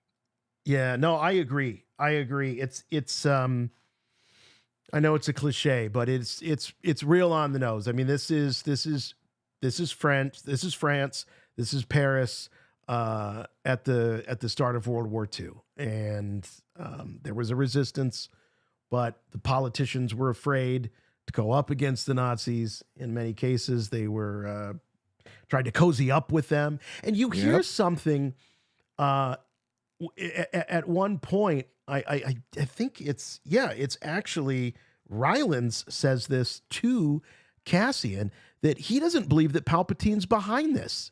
He thinks this is some shadow government that is doing this kind of stuff. So Palpatine he's still a hero to these people. He's the one that brought down the Jedi threat. That's right. And now he's become kind of reclusive. And he's just letting the system sort of take over. As long as it doesn't affect him, and as long as it protects all of the Imperial investments throughout the galaxy, Palpatine's fine. He's more concerned with power than anything. So yeah, he lets the ISB run with a long leash, I think. Totally. He likes the mayhem.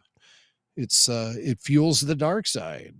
Yeah, So- and I agree with you. I don't think he has any real involvement in any day-to-day. No, He's doesn't care. overseeing the Death Star because, as you say, he's interested in power, and that is going to help secure his unlimited power. But the smacking down these rebellions, these little pockets of resistance here and there, that's up to lesser people. And you know, Vader at this point is still he's probably still hunting down the last of the Jedi. I mean, if we want to like line up the continuity, we're in sort of the Rebels timeline, I assume, if we're 3 BBY.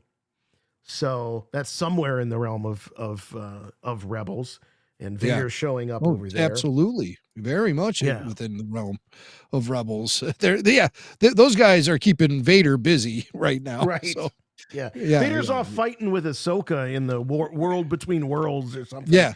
Much like Jimmy Smits, he's having scheduling issues as far as Andor season 2 goes. Yeah. Much like Jimmy Smits. So Cassian sort of, I mean, I think they say he's only there 2 days. He just blows through this Gorman assignment, comes back, you know, talks to the Rylans, and just determines that there's no there. At one point, I think what he's referring or talking back to Luthen about it, he's like, you can't steal and then advertise what you've done, because their whole idea is we're going to prove that they're bringing munitions in. We're going to hijack some of these transports and show it all to the world. And the whole world will say, hey, you can't do that, bad guys. And they're going to shut them down. And Cassian knows the world doesn't work that way. Exactly. You can't live in the place that you are going to be stealing from, because the target that it puts on your back is too big. He understands the Gorman front doesn't get the idea of working in the shadows. They're working way too out in the open, and that's their biggest weakness, according to Cassian. Also, the fact that they're extremely undisciplined, they're kids trying to fight in a man's war, Yeah. and or an adult war, and it's just not working for Cassian. He's not impressed at all. He even tells Bix when he gets home.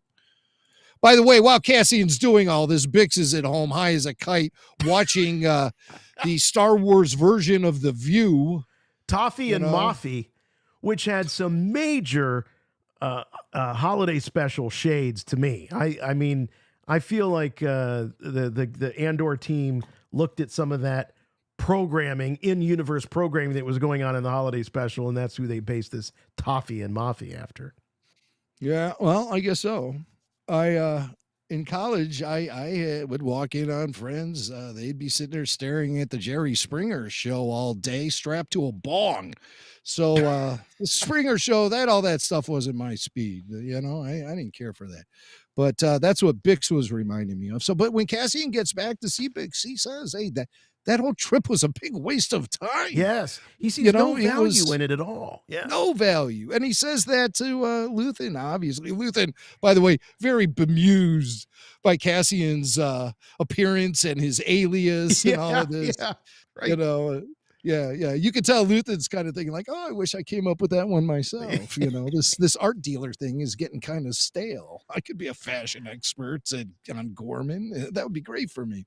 But you know, he just doesn't have the commitment from Cassian because Cassian has no confidence in the Gorman front. And I think Cassian's instincts are dead on correct. And we see what happens as a result of the raid on the Imperial transport later in episode 3. You know, something we didn't talk about was Luthen's visit to Bix in the safe house. Oh yeah. And when he walked in, I really thought that he was there to take care of her. Yes. I really thought that he was going to scope it out, see that she was a junkie. She's now a liability. Yep. She's compromising Cassian. I need him and his focus and his eyes on the prize. She is now a distraction. She's outlived her usefulness. And I thought he was going to do something with her drug to make it look like she OD'd. Somehow she was going to be, that's dark. That was going to be her last episode. But well, so what was it about that meeting then? May have changed Luthen's mind. What did Bix do to encourage him if he had a lack of confidence? Or are you largely just talking about a what if scenario? I'm talking about a what if. I'm saying that when he was there no, I'm not saying that was his motivation. I'm saying that when he showed up in the apartment, that's what was going on in my head the whole time. And then I realized once nothing happened, he's actually talking to Cassian about her needing help.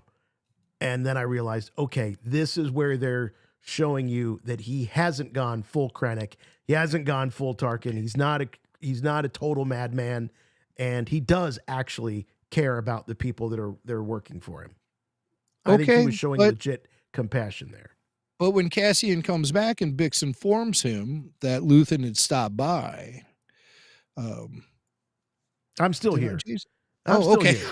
Yeah, my camera, for whatever reason, I don't know why. All right, I mean, just you know, when Cassian was told Luthen stopped by while Cassian was gone, Cassian felt Luthen was taking advantage of a situation to pay a well, I guess it was sort of like a, you know, checking on Bix's well-being, but Cassian felt that was inappropriate with him out of town.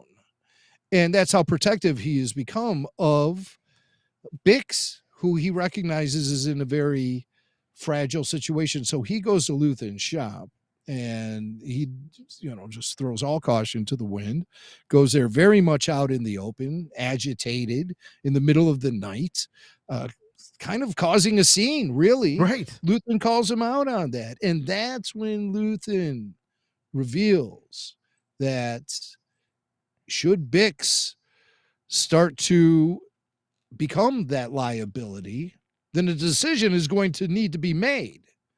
Cassian makes it very clear to him, hey, that's going to be on you, pal. That's Yeah. not going to come down on me. You're not going to have me kill my girlfriend. That's going to be your call, not mine. And you're going to have to do it.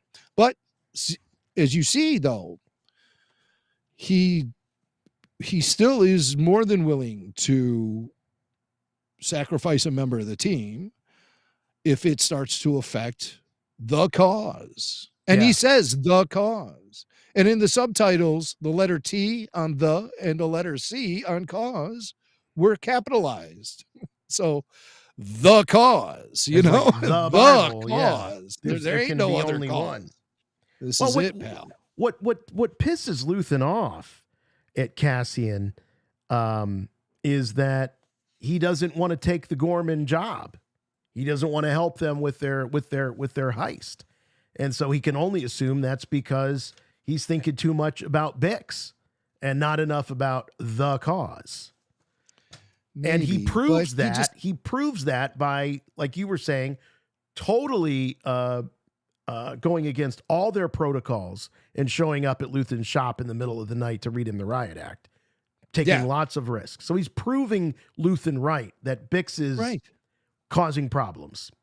Exactly. And making Andor lose his focus on the cause. But as we see at the end of the arc, I don't want to jump that far, but there's elements of this conversation I would like to continue when we get to the end of the arc, and especially Luthen and what happens, what Bix does and how it happens. Right. We got to talk about when Sirill gets his compliment, the one that he's been waiting for forever, a high-ranking Imperial officer saying, "Good work, good job." By the way, I think the greatest compliment that Dedra could possibly have given to Sirill is that she is skeptically confident in his abilities. That's sweet talk from her. Yeah, man. Yes, I am skeptically confident. And they decide at that moment they got to let the Gorman win. They have to give them a victory, right? Because what that does is display the insurrection of the Gorman people and puts it on a pedestal. Really, you know, the Gormans might be gloating and happy if they win this particular situation. If they end up victorious, then they'll be gloating about it. They'll be got to boost throwing their out their own propaganda. Right. They'll be throwing out their own propaganda. Look at all these weapons that are being delivered to this office building that's not supposed to be an armory. Here's your proof right here. And Cassian felt like all of that to do was really unnecessary because it's just it's proof of something that everyone already knows anyway. Yes, that's a great line. Yeah, it's proof. It's the worst kept secret. Yeah.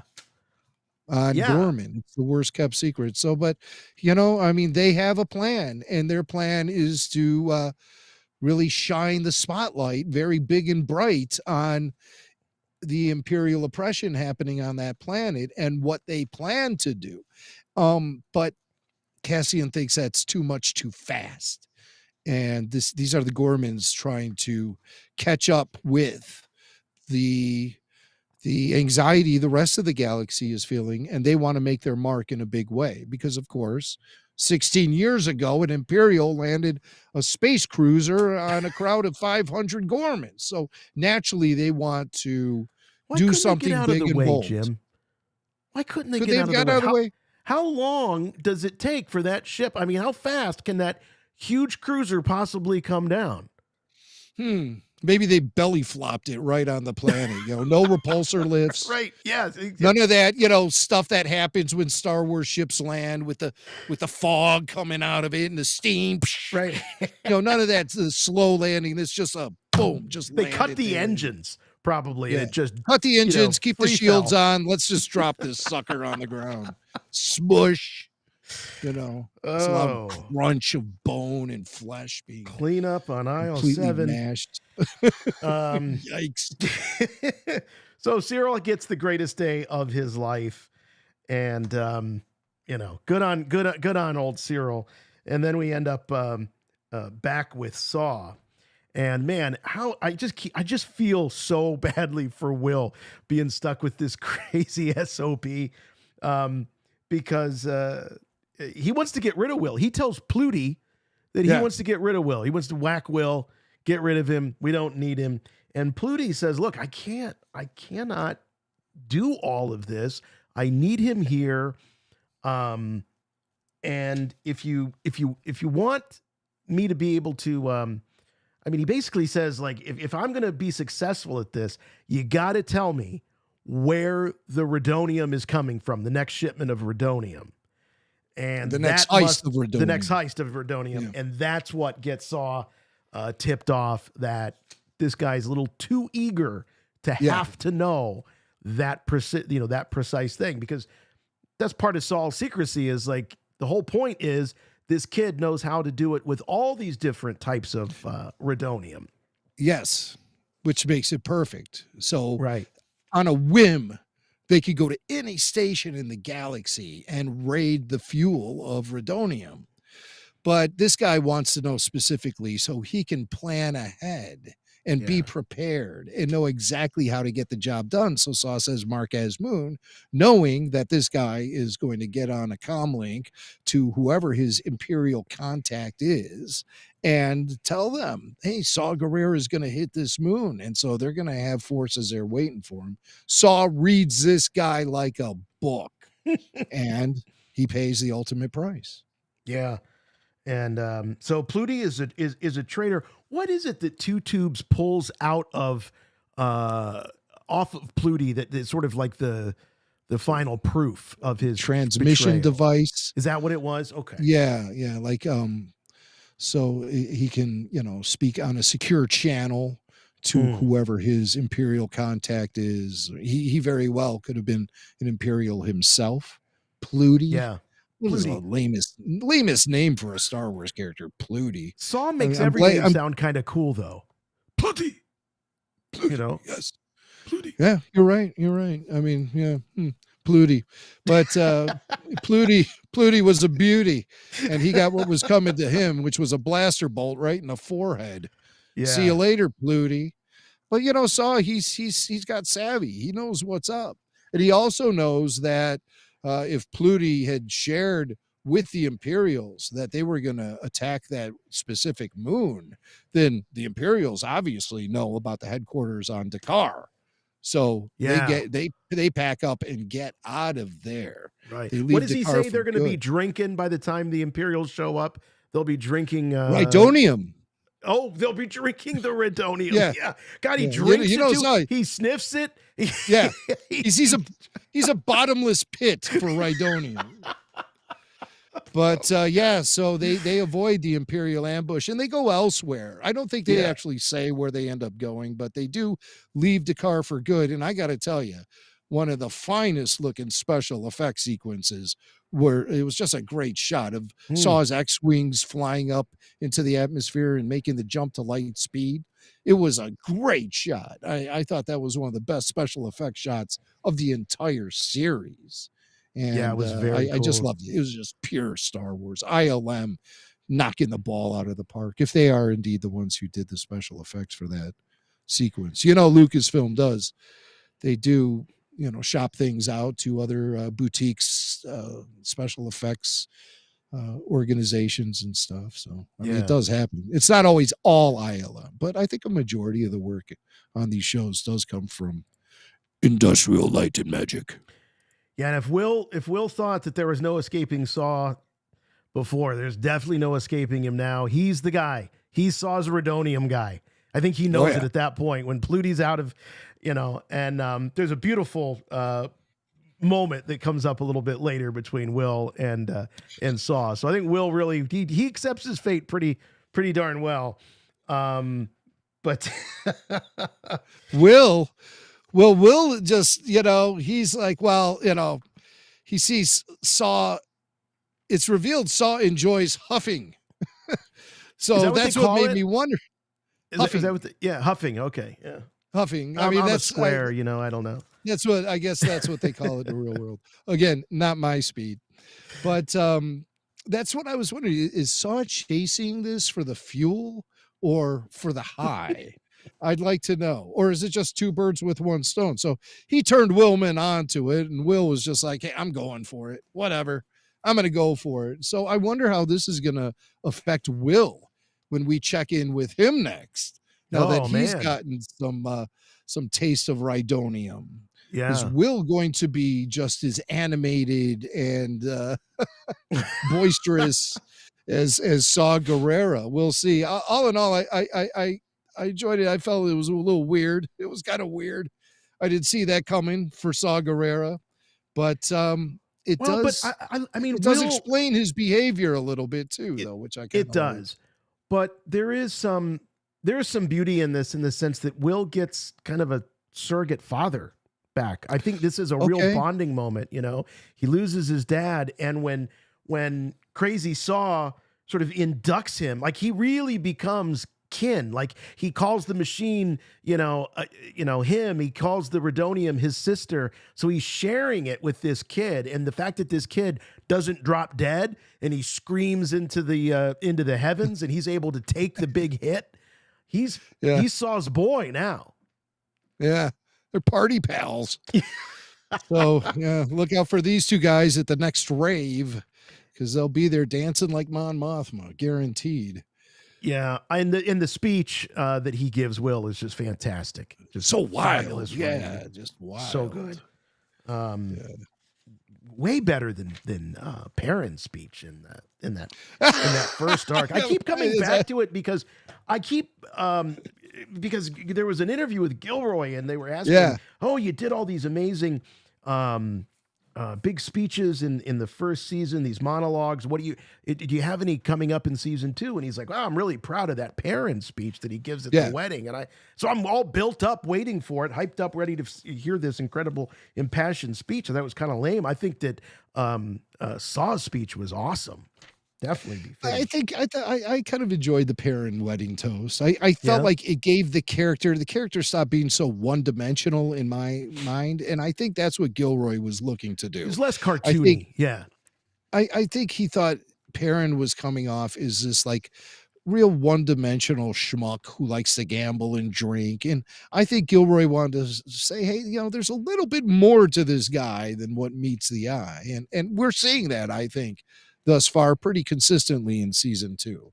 You're seeing a lot more. I mean, like, he's responsible for all of these banquets they got to go to and figuring out that schedule for Mon. So he does serve a purpose for Mon specifically too, beyond just being there. He handles her social calendar.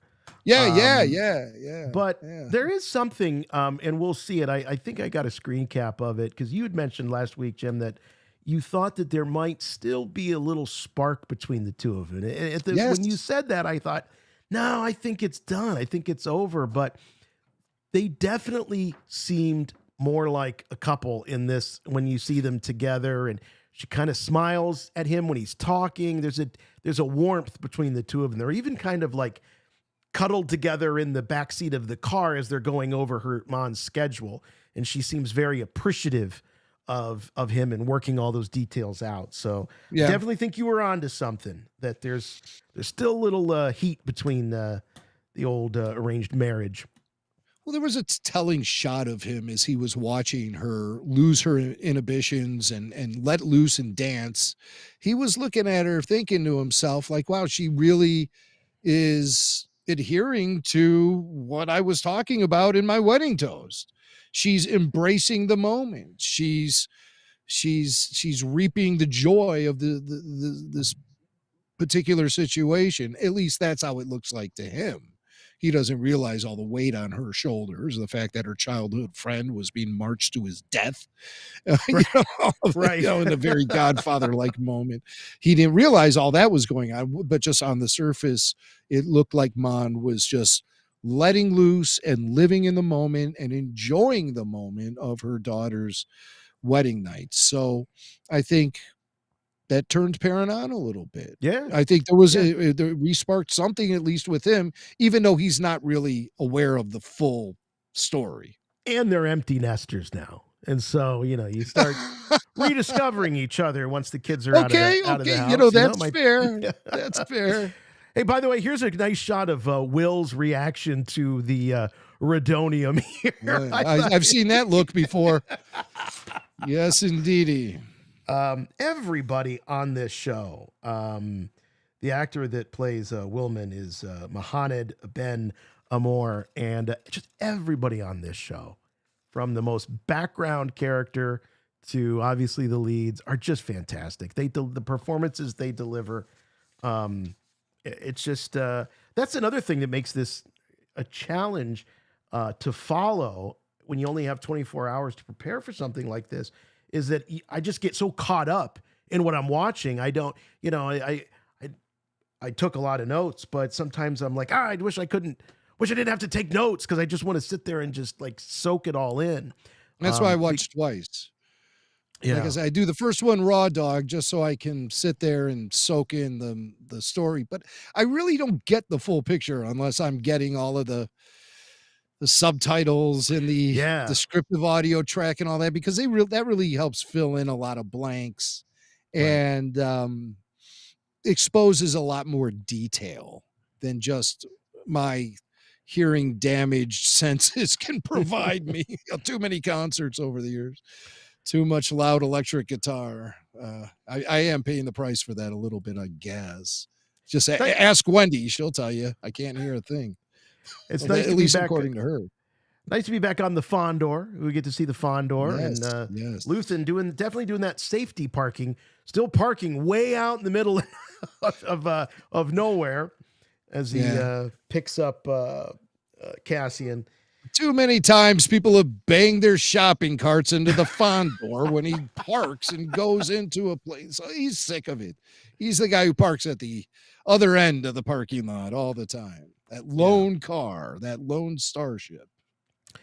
The big sort of showdown that they have when he goes to Luthen's shop later is obviously over Bix, as we were saying, and he pleads with Luthen.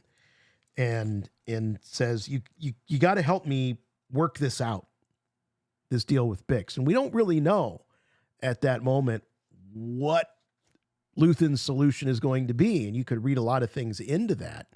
How is he going to help her work this out? Is he going to get her into rehab? Like what? He does kind of take her to rehab, but it's a different kind of rehab. It is when we get to the end of that. But that sort of dangles there in the episode, and you don't get much resolution. You're obviously thinking, wait, is Cassian crazy enough to suggest that I can't do it? You're going to have to kill my girlfriend? Like, I don't think that's even an option for Cassian. No. He would never offer that up as being a viable solution.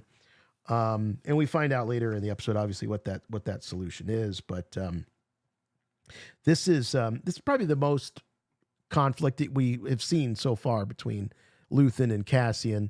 Luthen is kind of a father figure, I think, to Cassian. And so seeing them at odds like this, and seeing Cassian telling him no on certain assignments, I'm not doing that. And Luthen doesn't strike me as the type of guy where you say, no, I don't want that assignment. Find another man. Yeah, well, you said, Cassian's being soft on Gorman. Yes. And we do know that Luthen, Luthen. It's not Luthian. It's Luthen. It's Radonium. It's Cassian, and it's Luthen. Let's not do a Luthian now, okay? That's only if they hook up and have a relationship. You're shipping them. Oh no. Yeah, I just shipped up Luthian. Oh, that'll catch on the old Twitter. Oh yeah. Or X, formerly known as Twitter. But okay, so he thinks that Cassian's being soft on Gorman, and Luthen does not take no for an answer. So if Cassian's not going to go, he's going to send Vel and Cinta, and they're going to be the ones because Luthen wants to see what's going to happen. I think he really just wants to see what's going to happen. This unorganized, overeager band of rebels, the Gorman Front, want to ambush Imperial transports and steal their weapons. I think Luthen is really interested to see what's going to happen, but he believes that yes, they are on the path to disaster if they don't have some help from the outside. He thought Cassian would be able to help them through this and help them manage the situation. Cassian bailed, so he sent Vel and Cinta. So he believes that they're the ones who are going to be able to get her done. You want the guy that saved the Aldani heist. You want him on this job, and if you can't have him, like you say, Vel and Cinta, and they have a reunion here, and you get the impression that Cinta and Vel haven't really seen each other since maybe a year ago when they saw one another at that at the wedding, as Cinta was driving Tay off to his fate. Right. So they haven't seen each other. The big thing here is she reveals that she had an accident, as she says, and it laid her up for a while. Yeah.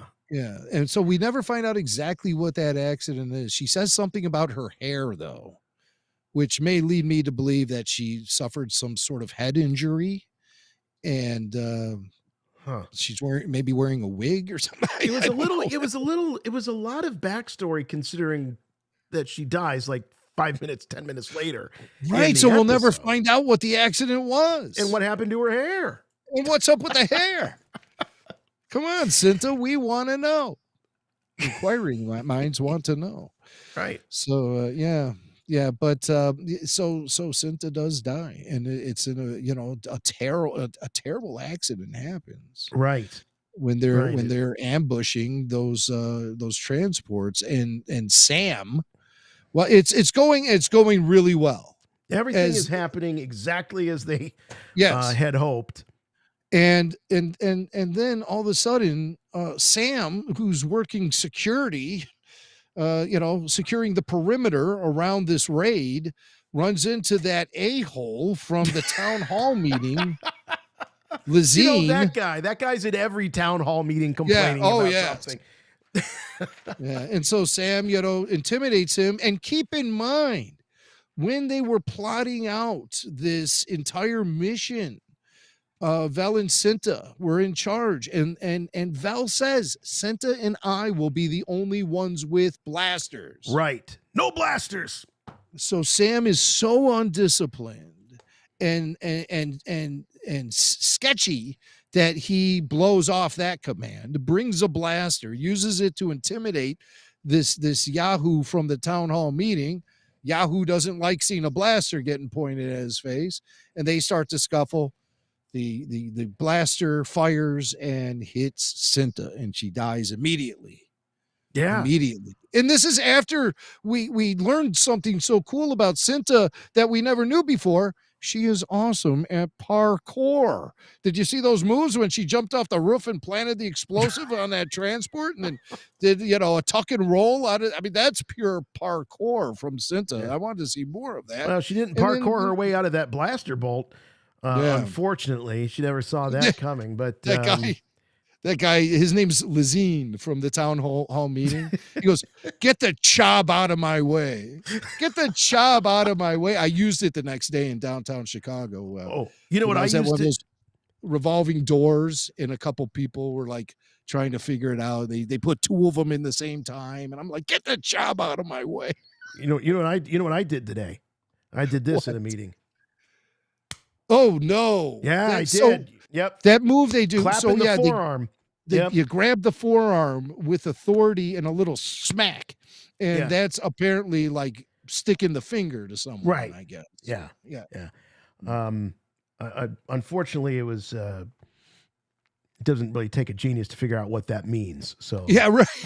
I was in trouble, but I think it has many different meanings actually, and none of them are good. Yeah. So poor Cinta, she dies. R.I.P. She doesn't even die in the arms of Vel. She's already dead. I mean, she dies like a punk, really. I mean, crossfire, like not even like just accidental, like just talk about being in the wrong place at the wrong time. Yes. So, and of course, Sam is dealing with the incredible guilt of not only putting a premature end to this raid on the transport. I'm sure they would have kept going. It appeared they had more room in that transport, their own transport that got them out of there. But I mean, everything came to an end at that moment. And, you know, you have Vel, who really preaches a big game about keeping your head on your shoulders when you're on a mission and not being distracted by anything. She very naturally completely bailed on the mission when she saw Cinta laying there and had to have one of the other ones pull her away. So all of a sudden she sort of loses control of her own command at that moment. And again, as I said, very naturally so, but still it was a moment where you're out on the battlefield essentially, and you lose control. And that's kind of a theme that goes on throughout this entire episode, with Andor losing his cool over Bix and Luthen paying that visit to Bix. And then you see even Luthen kind of loses cool a little bit. He sure does. With Clea. So, I mean, they're all losing their cool. But at the end, Luthen and Clea do have the last laugh. They're able to get that microphone. Did you ever have any doubt that was going to happen? Did you think that maybe Clea would fail at the attempt to get that microphone out of there and things would escalate? Or did it all play out pretty much the way you thought it would? I thought they were going to get away with it because what happened on Gorman ended as in a failure. I didn't think they were going to be, you know, completely out. And also, I don't think they're ready to, and I'm not sure that's even in the cards that we're going to see Luthen's network completely fall apart. I don't think that's going to happen. I think he's going to, I mean, I don't know what his fate as an individual is going to be, but because to me, if they make Luthen, then a big part of the this stage of the game, 3 years out from the Battle of Yavin, a big part of the rebellion is lost if you lose Luthen. Yeah. So I don't think Luthen's going to lose to that degree. But you're right; they literally had the last laugh, like the two of them walking away, especially after they had that big heated argument. And now the pressure's off. They did it, and they have a little chuckle. And it's kind of eerie because here they are. They're at the top. They're the generals, and the rank and file are you know, they've got all kinds of loss going on with Cinta dying and Vel losing it, and the whole mission collapsing there on Gorman. So no one's laughing on Gorman. And I'll tell you, Cassian called it. He knew that mission was going to end in disaster because of the undisciplined and scattershot nature of the Gorman front. He knew that they didn't have what it took to pull off a mission like that. Even with Cinta and Vel in their ranks, it was purely because of sloppiness on one of the more inexperienced members of the Gorman front, Sam, that the mission, you know, I mean, the mission might have been a success. They got the proof they needed to expose the Empire and prove that they are building an armory there. Now they have indisputable proof. But they're the bad guys because they fired the weapon. They fired, well, mistakenly so. Mistakenly so. The bolt hit Cinta. And it's just pure incompetence why all that happened. Right. And so Andor must feel that way. You know, look, these guys didn't have what it took. And we learned the hard way. We lost a valuable member of our crew. And, you know, a real warrior and somebody who had extreme amount of talent on the battlefield. And now she's gone just because of some loser kid's incompetence. That's why Vel really ripped him a new you-know-what there when he was crying over it and really rubbing his nose in it and shaming him so much because it was just incompetence, which made that mission somewhat of a failure. But you can't say it was a total total failure because they did succeed in getting a lot of weapons off that transport. So, Right. but I how wonder if effective is Cassian will it? be talking about that. Yeah. Well, see, that's the thing. We're going to be shot out of a cannon a year ahead. So the repercussions are going to have to be fairly broad. I don't think we'll get really a play-by-play of what went wrong by Cassian a year later. No, but there could be a passing reference. What I predict is going to happen then a year later is we're going to return to Gorman and we're going to see much more Imperial presence and oppression going on there. They're going to tighten the clamps on Gorman. And we're also going to see a situation where Luthen wants to send Cassian back to Gorman, and Cassian will bring up that first mission. Cinta was killed by incompetence, and he'll get real mad about it. I told you so. I told you they weren't ready for it.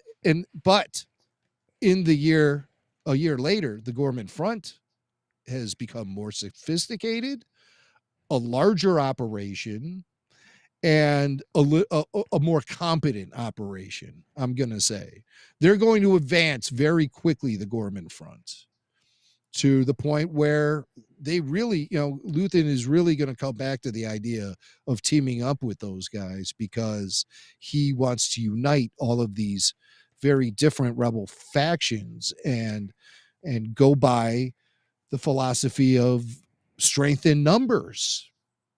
But they still have to pass the test. And I don't think the Gorman front passed the test in this particular situation. And I wonder also if there's going to be a little bit of friction between the relationship between Luthen and the head of the Gorman front. His name is Rylance. I cannot Rylance. Rylan or Enza Rylance. No.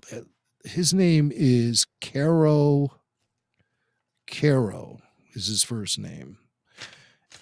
Yeah, you're right. Rylance. Caro Rylance. I keep mixing up Caro and Enza. And Enzo, the baker. Enzo, right. Enzo the baker. Right. But boy, Partagast and Dedra could not be happier when they hear that blaster fire. They know they got what they need. They can portray them as a bunch of warlike brutes that are killing their own. Insurrectionists. Right. That are becoming a liability to the Empire. And that'll just bring more of the force down on the Gorman people. They're just making it worse for themselves. And I believe Cassian did say that. You're just going to make it worse for yourselves. And that's what's happening here. With we should mention the appearance of a new Bale Organa.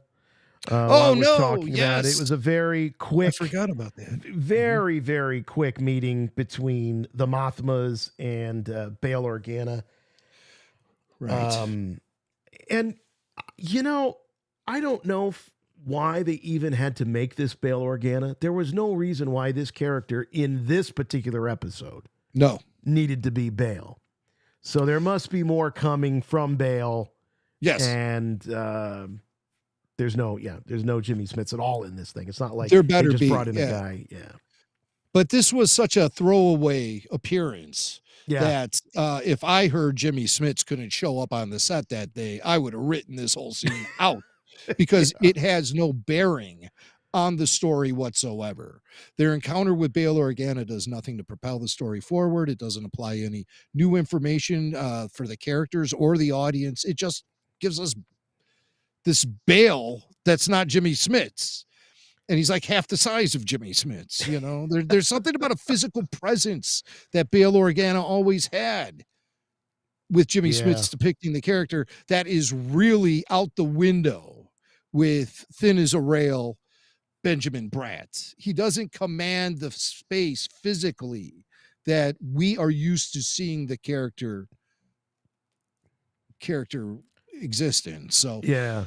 so I gotta say I wasn't exactly blown away by this recasting here, and I certainly hope that we'll be seeing more of Bail Organa in this series, because what's the point of this entire recast if this is all we're going to see of this character? No, Right. I believe he will be back in future episodes. So we'll see. I mean, Benjamin Bratt, he did a fine job. It's just, boy, did I miss Jimmy Smits in that moment. Yeah. Yeah. I'm with you. All right. We should, you know what? We forgot the remember the bookends? Oh gosh. How could we forget the bookends? Just briefly, let's talk Yes. about the very end in Bix's revenge. Bix's revenge. And this is all obviously set up by Luthen. This is Luthen making good on his, promising to help Cassian get what does he say? Make this right, or whatever he says. Help me work this out. This is Luthen's way of helping them work it out, which is to put Bix in a position where she can take out Gorst. Yes. And in the worst way. Does she put a blaster bolt in his back? No. Nope. She holds him at blaster point, hooks him up to the same machine she was hooked into, and hearing the cries of those dying children. And it's pretty powerful. Yeah, a taste of his own medicine, that's for sure. And obviously it was Luthen who gave Bix and Cassian the information on where this place was. But how did Luthen get that information? There's a meeting in the ISB with Partagaz, Lonnie Young, and Hirt. And that's when Partagaz lets them know that Dr. Gorst is no longer with the ISB exclusively, but he's moving on to his own program. And Hirt gets so excited when Partagaz assigns him and Lonnie to the mission of keeping watch over Dr. Gorst's new project, or whatever it is, new program. And Lonnie, of course, having that information, was able to then tell Luthen exactly where Gorst is working from. So it all worked out perfectly. Again, no throwaway moments in this show. The dominoes all fall in the right direction. One thing that did happen in that ISB meeting with Partagaz, Lonnie, and Hirt is Hirt gets super excited when Partagaz assigns him and Lonnie to the mission of keeping watch over Gorst's new program. And Partagaz says, "Calibrate your enthusiasm." Partagaz is the Star Wars Larry David. It's happened. Curb your enthusiasm, calibrate your enthusiasm. He's the Star Wars Larry David. Bum, bum, bum, bum, ba, bum, ba, dum, ba, dum. I love it. Calibrate your enthusiasm. Great moment. But that's great. That's how the information gets fed then to Luthen, who then gives it to Cassian and the lovely Bix. And when they're walking away from it, Cassian puts the exclamation point on there by detonating some explosives he planted in the building. And Bix grins. She smiles. Yeah. And they do the ultimate boss move where they don't even look back at the explosion. Yeah, right. You just keep walking. Look back. Yeah, just keep walking. Yeah. I know. I didn't do it. It was great. And that's the moment, I think, where we realize that Bix is back, that she's found a way to work out her demons. And, it's, as the saying goes, it's a dish best served cold. And revenge is sweet. There we go. So we reviewed all 3 episodes in under 2.5 hours. We got to get to the phones. Take your calls. We got to get to the phones because it's someone's bedtime. It's getting very close to being someone's bedtime. And, of course, I'm talking about... Time for Blake's Take. All right, Blake, you got 4 minutes until you got to be in those jammies and in bed. All right, pal? Yes. Hello, Blake. Did we miss our opportunity? Yeah, he's already in bed now. He's already in bed. Oh no. Yeah, we lost him. Wow. I don't care I don't care who's on hold right now. You're going to bed, young man. Well, sorry, Blake. It's a long one. You know what? And maybe we'll catch you next week. What are you going to do? Sorry about that. We'll catch up next week. Or maybe he'll call back. Maybe he'll make it back. Maybe he had to run, had to go to the bathroom or something. I don't know. Oh, wait a minute. I just got a note from Tyler who said that he heard Blake on his end. That's odd. Uh-oh. I didn't hear him and you didn't hear him. Nope. Well, let's make sure we got everything right here. Everything looks good on my end. I haven't changed anything. Let's truck in with Oh, wait a minute. Do we have Cassian Andor himself calling in? Hello? Uh-oh. Oh, wait a minute. I think I know what the problem is. Everything's fine on my end.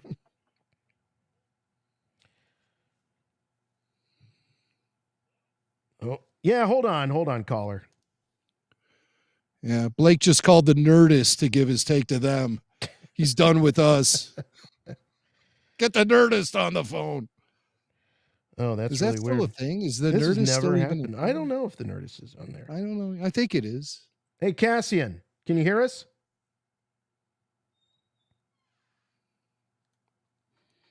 Wow. Oh. This whole thing's a technological terror that we've constructed. Cassian.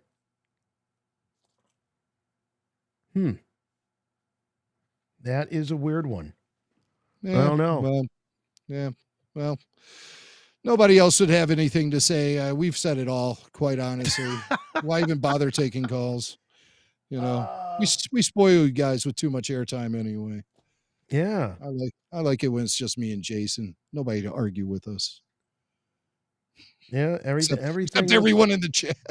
Everything looks good now. But I don't know. Tyler, are you hearing this guy? Are you hearing Cassian? You're able to hear him. Well, I don't think anybody in the live stream is hearing. Anyone? Bueller? Anyone? You know, we've done a lot of these things, and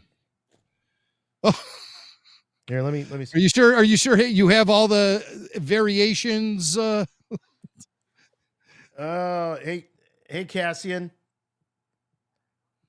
Oh, Jason's just going to have a show on his own now. So look, something. Put him on speaker. Can you put him on speaker so we can hear Cassian? At least I just want to hear from him. All right, hold on. Let me see if I can. I just want words of wisdom from Cassian. Right, we'll put him on speaker. Hey, Cassian. Yes. Moron number one. Yeah, this is moron number one. Yes, I just spoke with moron number two before. Yeah. So this is what's going to become of you, podcasters. Wait, you're bringing an RFR RPG. Sing now. I don't know if I'm talking to Cassian or if I'm talking to Triumph, the insult comic dog. I can't tell which is which. Let me tell you something. Let me tell you something. Jason Swank, you know who this man, who he says his name is Jimmy McInerney? We're going to get canceled after this. Do you know who he really is? Who is he? He's podcasters. The worst rebel ever. The worst RPG player ever, you mean? And let me tell you something. No, shut up! If you think he was a bad rebel, he is even worse as a podcaster. Oh. Look at him. I have you on my monitor, podcasters. You're sitting there so fat, so pleased with yourself. Not so pleased with myself right now.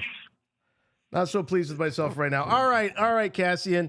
Thanks for calling in. Appreciate the call. All right. David in the chat is wondering if Cassian's been huffing the Rido. Yeah.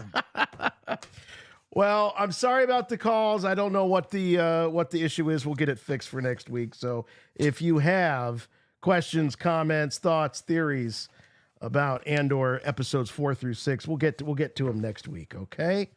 So like I who knows? Who knows?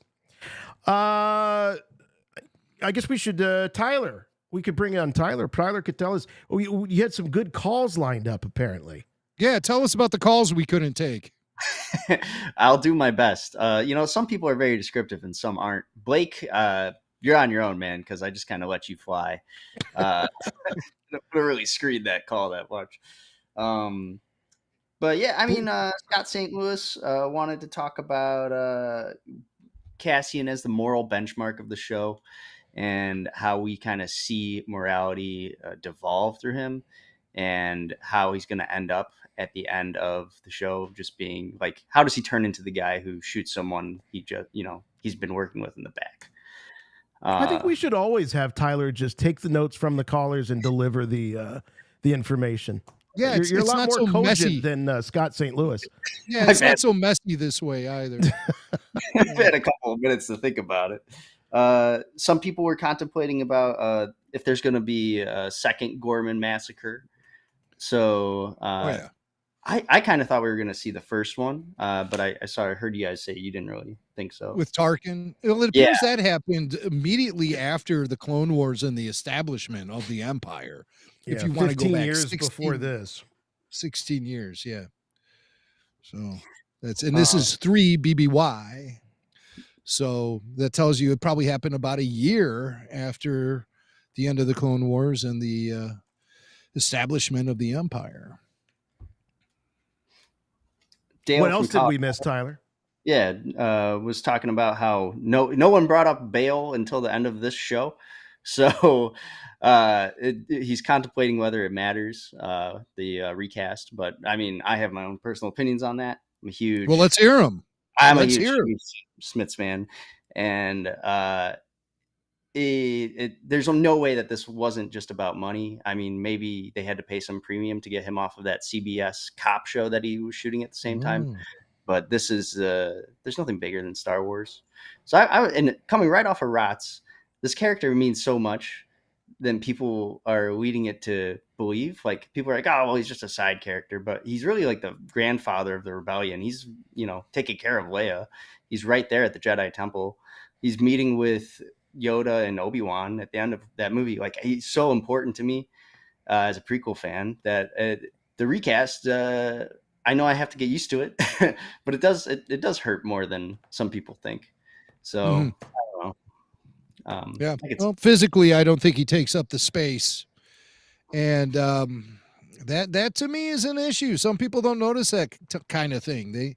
They're fine with Alden Ehrenreich, even though he's like half of a Harrison Ford. It's people overlook that stuff. To me, this is a visual medium we're dealing with here, and I think you have to hit the nails on the head. And Benjamin Bratt doesn't take up the amount of space that a Bail Organa played by Jimmy Smits does. He plays a more imposing kind of presence. He projects a more imposing kind of presence. I was shocked at how physically different Benjamin is from Jimmy. And I think they should go into the cage and duke it out on WrestleMania 2026. Main event. What else you got for us, Tyler?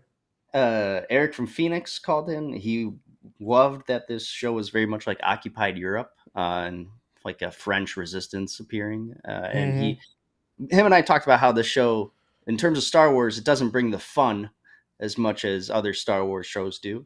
No. That's no joy.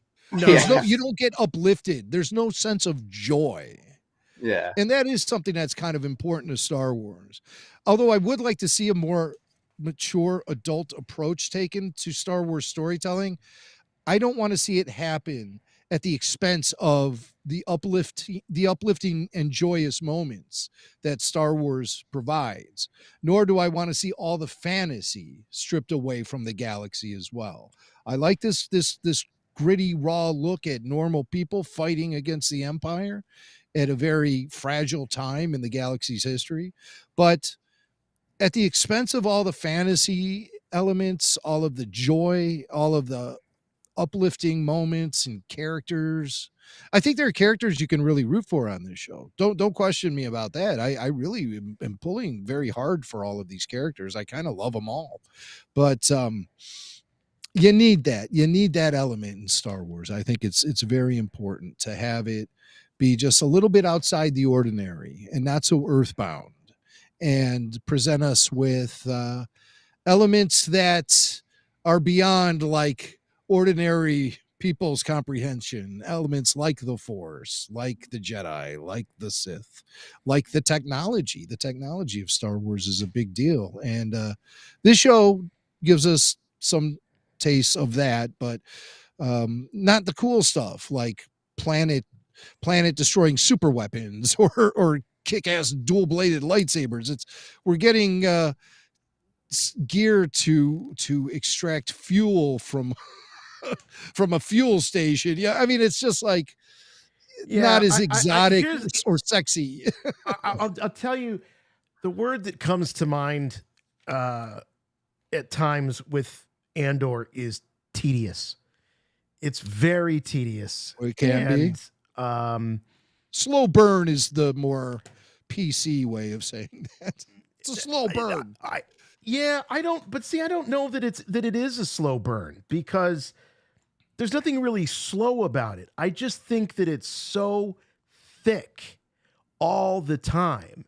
And he's packing so much into it. And on the one hand, I really enjoy it. On the other hand, it's like, Jesus, I need to come up for air. I think this show is so dense. And I know I've been saying, 48 minutes is not enough. Let's get a whole hour. So they go from giving us 48 minutes to now 2.5 hours a week. Can we get a happy medium?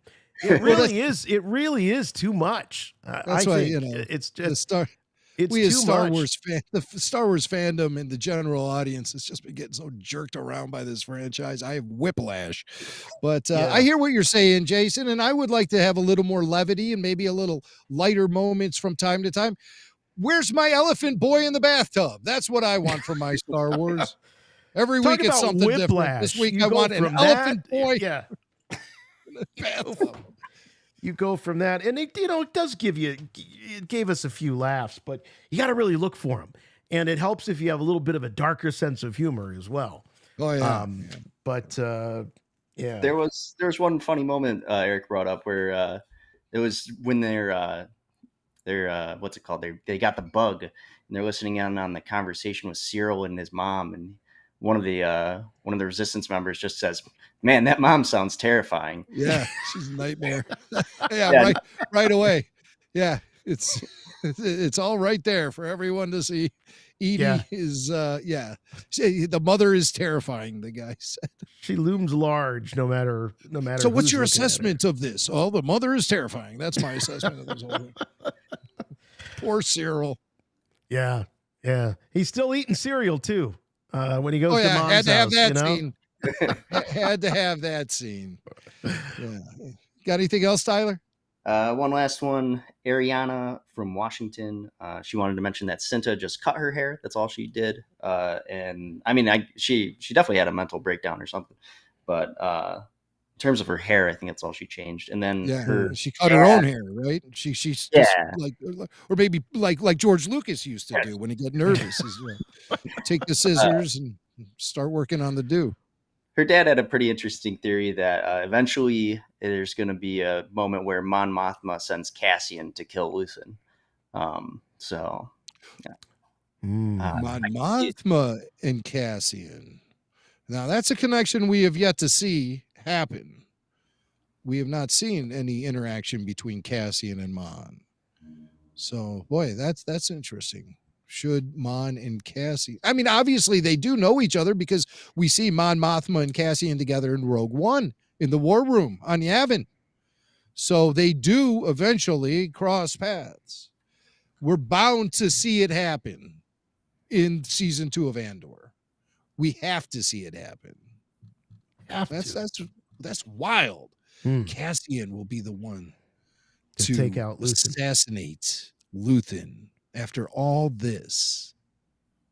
Yeah. And Luthen will look right at him and say, I knew it would be you. Yeah. And then he'll throw that line back at him again. Kill me or take me in. Yeah, right. Yeah. And then Cassian will pull the trigger. So you're not going anywhere, pal. That's really, really interesting. I'm curious. Who said that? Who speculated that? This was Ariana's father from Washington. I think it's Guillermo, who you just did the Q&A with. Oh, Guillermo. I think it is. I could be wrong, but yeah. Well, let's see if Guillermo, I saw him in the chat, busted on me because I didn't send Swank the Horseshack audio. Where? Look, we all you guys, I remember everything tonight, you guys folks, say. Yeah, nothing goes under the radar, but I'm not seeing him. We got some super chats, Jason. Should we run through some of them? We should do the super chats. Yeah. That's Cut the music. We're going to do the super chats. Tyler, why don't you stay with us on the super chats, okay? Were you playing the music? I was, yeah. I wasn't hearing it. I was. That's very interesting. You were just talking about how deaf you are, and Wendy tells you how deaf well, I was. But on my end, I was not getting the music. So somewhere Minox are chewing on the wires. Now that we are halfway through season 2, I think this type of show would have been better served if they had taken the 10+ years to make 5 full seasons. I disagree. I'm going to be ready for it to be over when it's over. I love it. It's great, but I'm going to be ready to get back to real Star Wars. Elephant Boy in the bathtub? Maybe not that, but yeah. I think there's can we get some happy mediums here? I don't want a 22-minute episode a week drop, but I also 2.5 hours is a lot. Right. Elephant Boy to just a relentless dirge of tragedy and sadness and death. Yeah. It's really interesting, their whole approach to all of this. And I just wonder if we are actually inching closer to full season drops on Disney Plus, because something they're doing over there, it ain't working. It just isn't working. I can't help but believe that Andor and a lot of the other Star Wars streaming series would have benefited from a far larger audience and far greater viewer numbers if this stuff was on the Netflix app or even Apple TV or something. I don't know. I just don't. There's just something is off with the Disney Plus app. I can't quite put my finger on what it is, but it's not just Star Wars. The Marvel stuff is kind of coming in a little bit short too. Even such a critically acclaimed series like Daredevil had mediocre viewer numbers. So something's broken around here. I can't quite put my finger on what it is. We'll send Tyler on a mission to figure it out. I'll solve a $1 million problem. Yeah, we'll set you up with an alias and a whole different look and everything. Drew Peterson says Saw gets his breathing mask from too many fumes. I guess that's why he's so crazy. Now Saw is leading Will down a dangerous path. I think that Saw knows. I think Saw's known for a long time, since the days on Andor, that his days were numbered and he was going to make the time that he has count. And he's going to live the way he wants to live, and he's going to go out the way he wants to go out. And there's something cultish about Saw's group. Yes. And so the fact that he sort of orients or brings Will into the group with that it makes total sense to me. His charisma is very motivating to his followers. Yeah. And that's how he keeps them enthusiastic about fighting the fight and sticking together. They seem like a tight-knit group, except for that Pluty guy. Two Tubes, can rely on him. I think somebody in the chat was saying Two Tubes was the one responsible for the Horseshack laugh. So we're going to investigate this further. I'm going to work on that audio a little bit more, see if we can get to the identity of the Horseshack in the gang. What do we got? Cosmic Star Wars says, love your show, guys. Can't join Patreon, but wanted to give something back for all the great times you've given me. Felt bad for the kid who accidentally shot Cinta. It was more the other guy's fault. Well, the other guy was a jerk, but Sam never should have had the gun in the first place. That's never it. should have had the That's blaster it. there. He wasn't following the plans for the mission. And, you may ask yourself, if you're a guy like Sam, well, why do they get the blasters? This is dangerous. I want to protect myself. But, well, now we see why. Because things that are completely outside the realm of the equation will suddenly appear, these variables. Right. And you can't have accidents like that happen, especially one as tragic as what happened with Sam. Brandon Whitmore says, the only cameo I want to see is Evazan and Ponda Baba leaving Gorman right before the destruction to end up on Jeddah. Oh, yeah, for that cameo I never really loved in Rogue One. Yeah. Evazan and the Ponda Baba. I bristle when people talk about fan service, because a lot of times I don't believe in that. I think claims of fan service are misdirected and inaccurate. But that cameo from Walrus Man and Dr. Evazan in Rogue One was about the most gratuitous fan service that we've ever experienced in Star Wars. Ever. It's like top of the list. As far as I'm almost offended by it, because the thing that makes it offensive is the dialogue. He doesn't like you. Yeah. Come on. Are we doing this again? Are these guys one-trick ponies? What are you trying to say? Oh, this is a scam they regularly pull. Who cares? It's embarrassing. I don't like Star Wars that talks about itself. Right. It's just too self-aware. Yes, it's way too self-aware, too inward. You've got big stories to tell. You don't need to tell stories within your stories. Jonathan Tilley. Are we done with Tyler, or can we get rid of Tyler? Well, I was waiting for Tyler to jump in. He's like dominating the whole screen, though. I mean, I feel like. All right, I'm sorry. Jimmy Mack wants to look at himself, so we'll. Sorry, Ty. We'll put him up here so you could see all Jimmy Mack all the time. Well, that's not what I wanted either, but I just. Tilly's. I thought Tyler was going to join in and comment on the super chats since we don't have the phone call. Listen, I love Tyler. I can't get enough of Tyler, but I had enough of Tyler right there. So. Right. I agree. Tyler not talking is about as gratuitous as Walrus Man in Rogue One. Tilly says, just want to show support for After Show. Just now catching up on Second Arc. Babies demanded my attention like Palpatine demands order in his new empire. Look forward to listening on my way to work tomorrow. Is he talking about us? Babies? Is no, that us? His own babies. His own babies. Well, we demand attention. All right. Take care of your babies. I wonder if he has twins. I don't know. He has babies. Yeah. I Am Rolling says, sending a Nazgul to Chicago. Stand by. That's right. That's what he was saying. You got to watch send it to out Richard Roper's house, please. Lord of the Rings fans. Majin Bryn says, chut, guys.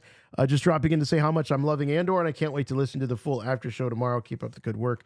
May the force be with you. Well, thank you very much. Appreciate that. Thank you. We got Pepper Spray Johnny says Bix is an addict like Saw, and it's numbing her inhibition similarly. It's liquid courage, but I'm glad she got her first pump moment. I like to think that murdering Gorst cured her of her addiction. That's what I'm hoping. I hope so. I hope it cleaned her up. Yeah. I hope she's not an addict and a murderer. Helped her screw her head on and gave her some closure to all of that. She's not seeing him in her dreams or nightmares anymore. And it was just, it was justice. Let's just say it was just justice for her to give Gorst a taste of his own medicine with those recordings. What do you guys think of Benjamin Bratt instead of Jimmy Smits? We already covered that. Thanks, Andrew. So if you didn't hear it during that moment, you can always go back and listen to the replay. Yeah, but Andrew deserves his opinion to be said on the show. He says, in my opinion, no one can replace Jimmy as Bale. So that's another vote for the Smitster. See, this is what's going to happen. This is why Lucasfilm can't recast, because you people can't accept. You're all having nervous breakdowns about freaking Jimmy Smits. And I'm sorry, but Andor, but he is a side character. He is a side character. Well, of course he is. And I'm withholding complete judgment until I see what he can actually do with the character. But in his brief appearance in this episode, I did not walk away feeling like he is a suitable replacement for Jimmy Smits. I just did not. I want to see what he can bring to the table, though, and I'm not being closed-minded about it, because we've had so many discussions about casting on this show and how we try to be open-minded about seeing characters from the George Lucas films being played by other actors now that we're in the Disney era. But yeah, let's just say the jury's still out on that one. Jeff Stark says, hey guys, just wanted to say I love your show. I'm enjoying Andor. I've watched season 1 9 times and watched the after show each time with it. Well, thanks, Jeff. Appreciate that. Yes. Guillermo says, thanks, RFR. As always, great show, Swank and Jimmy Mac. Thank you, Guillermo. We don't know if Guillermo is he the one that came up with that theory. Did Tyler find out if that was Guillermo who thinks that it's possible Mon Mothma might assign Cassian the job of eliminating Luthen? Did we ever find out if that was Guillermo? Well, Tyler unfortunately left. I think you heard his feelings. Oh, he's gone. Oh, He's okay. gone. So once we He said get him off the screen, that was it. He's out for the remainder. He's done. We'll be lucky. He's done. He shows up next week. He's so sensitive that way. Yeah. No, he's still here. He gave us the thumbs up. Yeah, that was Guillermo. I'm giving Tyler the thumbs up and Guillermo 2 thumbs up. Poland Co-Power says Blake was going to talk about Bix surviving season 2 and having her own spinoff. Cassian thinks she's killed, but she survives and becomes a Jedi and trains. Disney is salivating at this idea. Yeah, she Jedi gives birth Bix. to baby Yoda. Yeah, she's Grogu's mother. Yeah. That's where we're gonna head with this. Yeah, why not? Tanya. Oh, Tanya is a big supporter here, always in the chat. She says, I'm here. I'm sorry I missed the majority of the after show. A lot going on. RFR number 1. Thank you, Tanya. And more from Pepper Spray says, I think they underestimated Smith's impact. I don't think it was about underestimating anyone's impact. I don't think they went into this thinking, the hell with it. You know, there had to have been extenuating circumstances. What we've heard from our sources is that it was a scheduling conflict. This wasn't about Jimmy's asking for too much money or we don't think the character's important. It was none of that. It just came down to, the guy did the cartoons, for God's sake. Didn't he? No, that was Phil Lamar that did the Organa. Right? That's right. Jimmy Smits did. And remember how everyone freaked out when Phil Lamar suddenly started doing Jar Jar Binks' voice instead of yeah, you didn't like that recasting either, did you? No, and that was over money. That was over money. Yeah. Ahmed Best, he wanted some compensation for sure, and it's hard to blame him. But yeah, it's Jimmy Smits. You know, I mean, you got to remember there was the actors' strike and the writers' strike, and it just really screwed up everyone's schedules. Projects got pushed back that guys like Jimmy Smits were fully committed to. And I think that's what we're dealing with in the situation with Andor. It's just a log jam, probably because of a lot of situations outside of everyone's control. Scott St. Louis, April 15th April marks 15 years listening to Jason and Jimmy. Thanks for all the great content. Happy May the 4th to all who celebrate. Barf, love to all. Thank you, Scott. He's listened to us longer than my kids have listened to me, and they're both in their 20s. Turtle Horse says, what I meant was showing us just 3 days of story to cover an entire year. Doesn't seem to be doing this show well, but yes. Oh, I see what he's saying. He wasn't saying that it should have gone on for 5 years. He's just saying that, 3 days of story to cover an entire year doesn't seem to be enough. I see what you're getting at. Although I don't know that it's not 3 days. Like it's 3 episodes, but it's not necessarily covering 3 days. It's not like 24 where it's in real time. It's just you have events that take place within the year and then they go a year ahead. But I think you know Right. Turtle Wars. I don't think I'm. Right. He says, but I am ready to move on to Tales of the Underworld. Yeah. This weekend. Yeah, this upcoming weekend, May 4th, Sunday, we get fresh Star Wars. When was the last time we got fresh Star Wars on a Sunday? But Tales of the Underworld is happening. So wake up early Sunday morning, grab yourself some of Sirill's cereal, pour yourself a bowl, plop in front of the TV, and watch some weekend morning cartoon shows.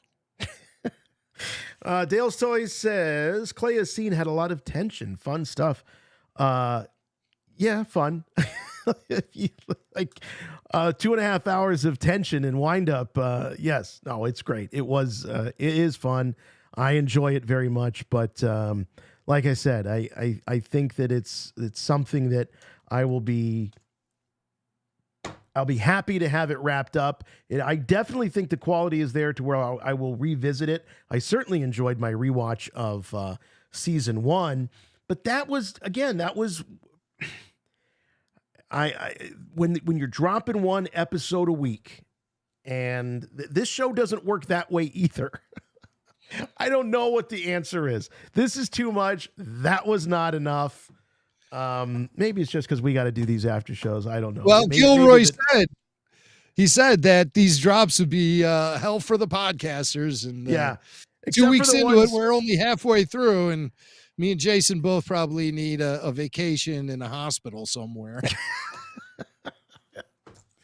Yeah, he didn't. What Gilroy didn't say was that they seeded the whole series to some of those podcasts. So there's some of those out there that are doing just fine. God. Yeah, but you know what? I'm hearing that these shows are it's insufferable. The amount of gloating and haha, we know what's going to happen and you don't, and haha. Our judgment of this arc is based on the future arcs, and haha, you guys don't know what's going to be happening and we do, things like that. You know, hey guys, we're in it with you guys. We're all in the trenches together as a united fandom and experiencing this in real time. We are in lockstep with every Star Wars fan out there, cramming these episodes and trying to prepare ourselves enough to be able to have 3 hours worth of conversation as a result of our breakdowns here. But I think I'm pretty pleased, though. I think we did a pretty thorough job of breaking down the first 2 arcs, and I expect the second half of this season to be even more dense and even more filled with a lot of different and significant moments that will affect the story and probably the Rogue One movie in general. Because we've heard countless numbers of times. You got to watch Rogue One as soon as you're done wrapping up this season, and we'll all be doing that in a couple of weeks, I'm sure, and seeing Rogue One through different sets of eyes. So I'm looking forward to that. I love when Star Wars evolves. That's something that I think really makes it. That's a real power of when the new stuff changes the perspective of the old stuff, that's great. It's great. Yes, I love that. I do love that. Do you have final thoughts for us by chance? No, we've really talked it out so much. I don't want to spend too much time on this. I just thought this was another very dense and interesting arc. A little weird at times, for sure. You know, scenes of paranoia in the bodega and Saw Gerrera huffing. I mean, is this the best way to depict Saw Gerrera huffing chemical fumes from fuel? I don't know. I don't know. And I hope we eventually find out what the accident was that Cinta was in that kind of devastated her and made her lay low for a period of time. I just out of curiosity, I want to know. But again, Gilroy doesn't believe in tying up all those threads, so it's probably nothing we'll ever learn about, maybe in a future book or something like that. But for now, we just know that she died very tragically as a result of massive incompetence. One thing I am wondering, though, is the place that Mon and Perrin, when they attended that party that Dabo Skulden was throwing, it really appeared that they were going to the Coruscant Opera House that we saw in Revenge of the Sith, where Palpatine told Anakin the story of Darth Plagueis the Wise. It appeared to be the exact same building I haven't done a side-by-side comparison of the two shots, but it sure looked like that Coruscant Opera House. So I don't know if that was meant to be the same location or it's just typical architecture that you see around Coruscant on the upper levels. I'm not really sure, but all in all, great. A great arc, and really setting up a lot of things that I think we're going to get massive payoffs for in the next two arcs. Hard to believe we're already halfway through the Andor season. Seems like just a couple of weeks ago we were watching Star Wars Celebration getting hyped up for this event, and here we are already halfway through. No, literally we were. It was 2 weeks ago we were watching Star Wars. So not even 2 weeks ago, 10 days ago. Jeff Holland going to see Metallica play at Virginia Tech. Rock on, my friend. If anyone deserves a great time seeing their favorite band, it's you, my friend. And I wish you nothing but the best. Puffa Pig, not in this episode. All right. There was something back. Oh, a couple of folks here in the chat said maybe the accident happened during the killing of Tay Kolma. Maybe she wrecked that speeder to make it look like an accident. Maybe he had some beer muscles and fought back with her for maybe pushed her down. Or wow, that's kind of an interesting little theory there, and I dig like that. I like that a lot. All right. Well, that's going to wrap things up for us this week. Don't forget, we will be back this week with a new episode of the Rebel Force Radio Weekly Podcast. That's coming, and we'll be back next week, and we'll get that switchboard working here so we can take your calls. So sorry about that. Don't forget to get us those emails for the Bull Air store credits. Yes. For those amazing customized shoes. You want to get those when they drop May 4th. And so we expect a lot of emails from you guys because we're going to be making that announcement in just a couple of days on the May 3rd weekly RFR. And so you don't want to miss that. And don't miss your opportunity to get on board with Bull Airs. We love Bull Airs. They're friends of us here at Rebel Force Radio, and we want you to own their amazing customized shoes. All limited edition, one of a kind. I mean, I'd love to hear from some Star Wars super fans who also are sneaker collectors too. We know you're out there, and we want to hear from you. I'd love to see this go to a true collector, a true Star Wars fan, and a true collector. So thank you again, everyone, for trying to call in this week. We apologize we couldn't get to your calls, but if you have a thought or a theory or some speculation and it's just eating you alive, leave us a voicemail. So if we can fit in some voicemail on RFR this week, we'll definitely do that. And we want to hear what you think of Andor. Also, thanks to Tyler Page for screening those calls. And where's Tyler? Can we see reading from his notes? No, he doesn't want to be seen now. He just sent me a text. He says, "Don't show me at all. Don't get out of here." He didn't send you a text. You're just trying to make me feel bad because, like, there he is. There he is. He's back. I missed you, Tyler. Too big. Too big. I don't know why Jason turned your screen off before. That was kind of rude, I thought. How rude. All right. That's it. We're out of here. We'll see you next week and later this week for the regular weekly show. Until then, for Rebel Force Radio, I'm Jason. I'm Jimmy Mack. And that's Tyler. And remember, Force will be with you, always.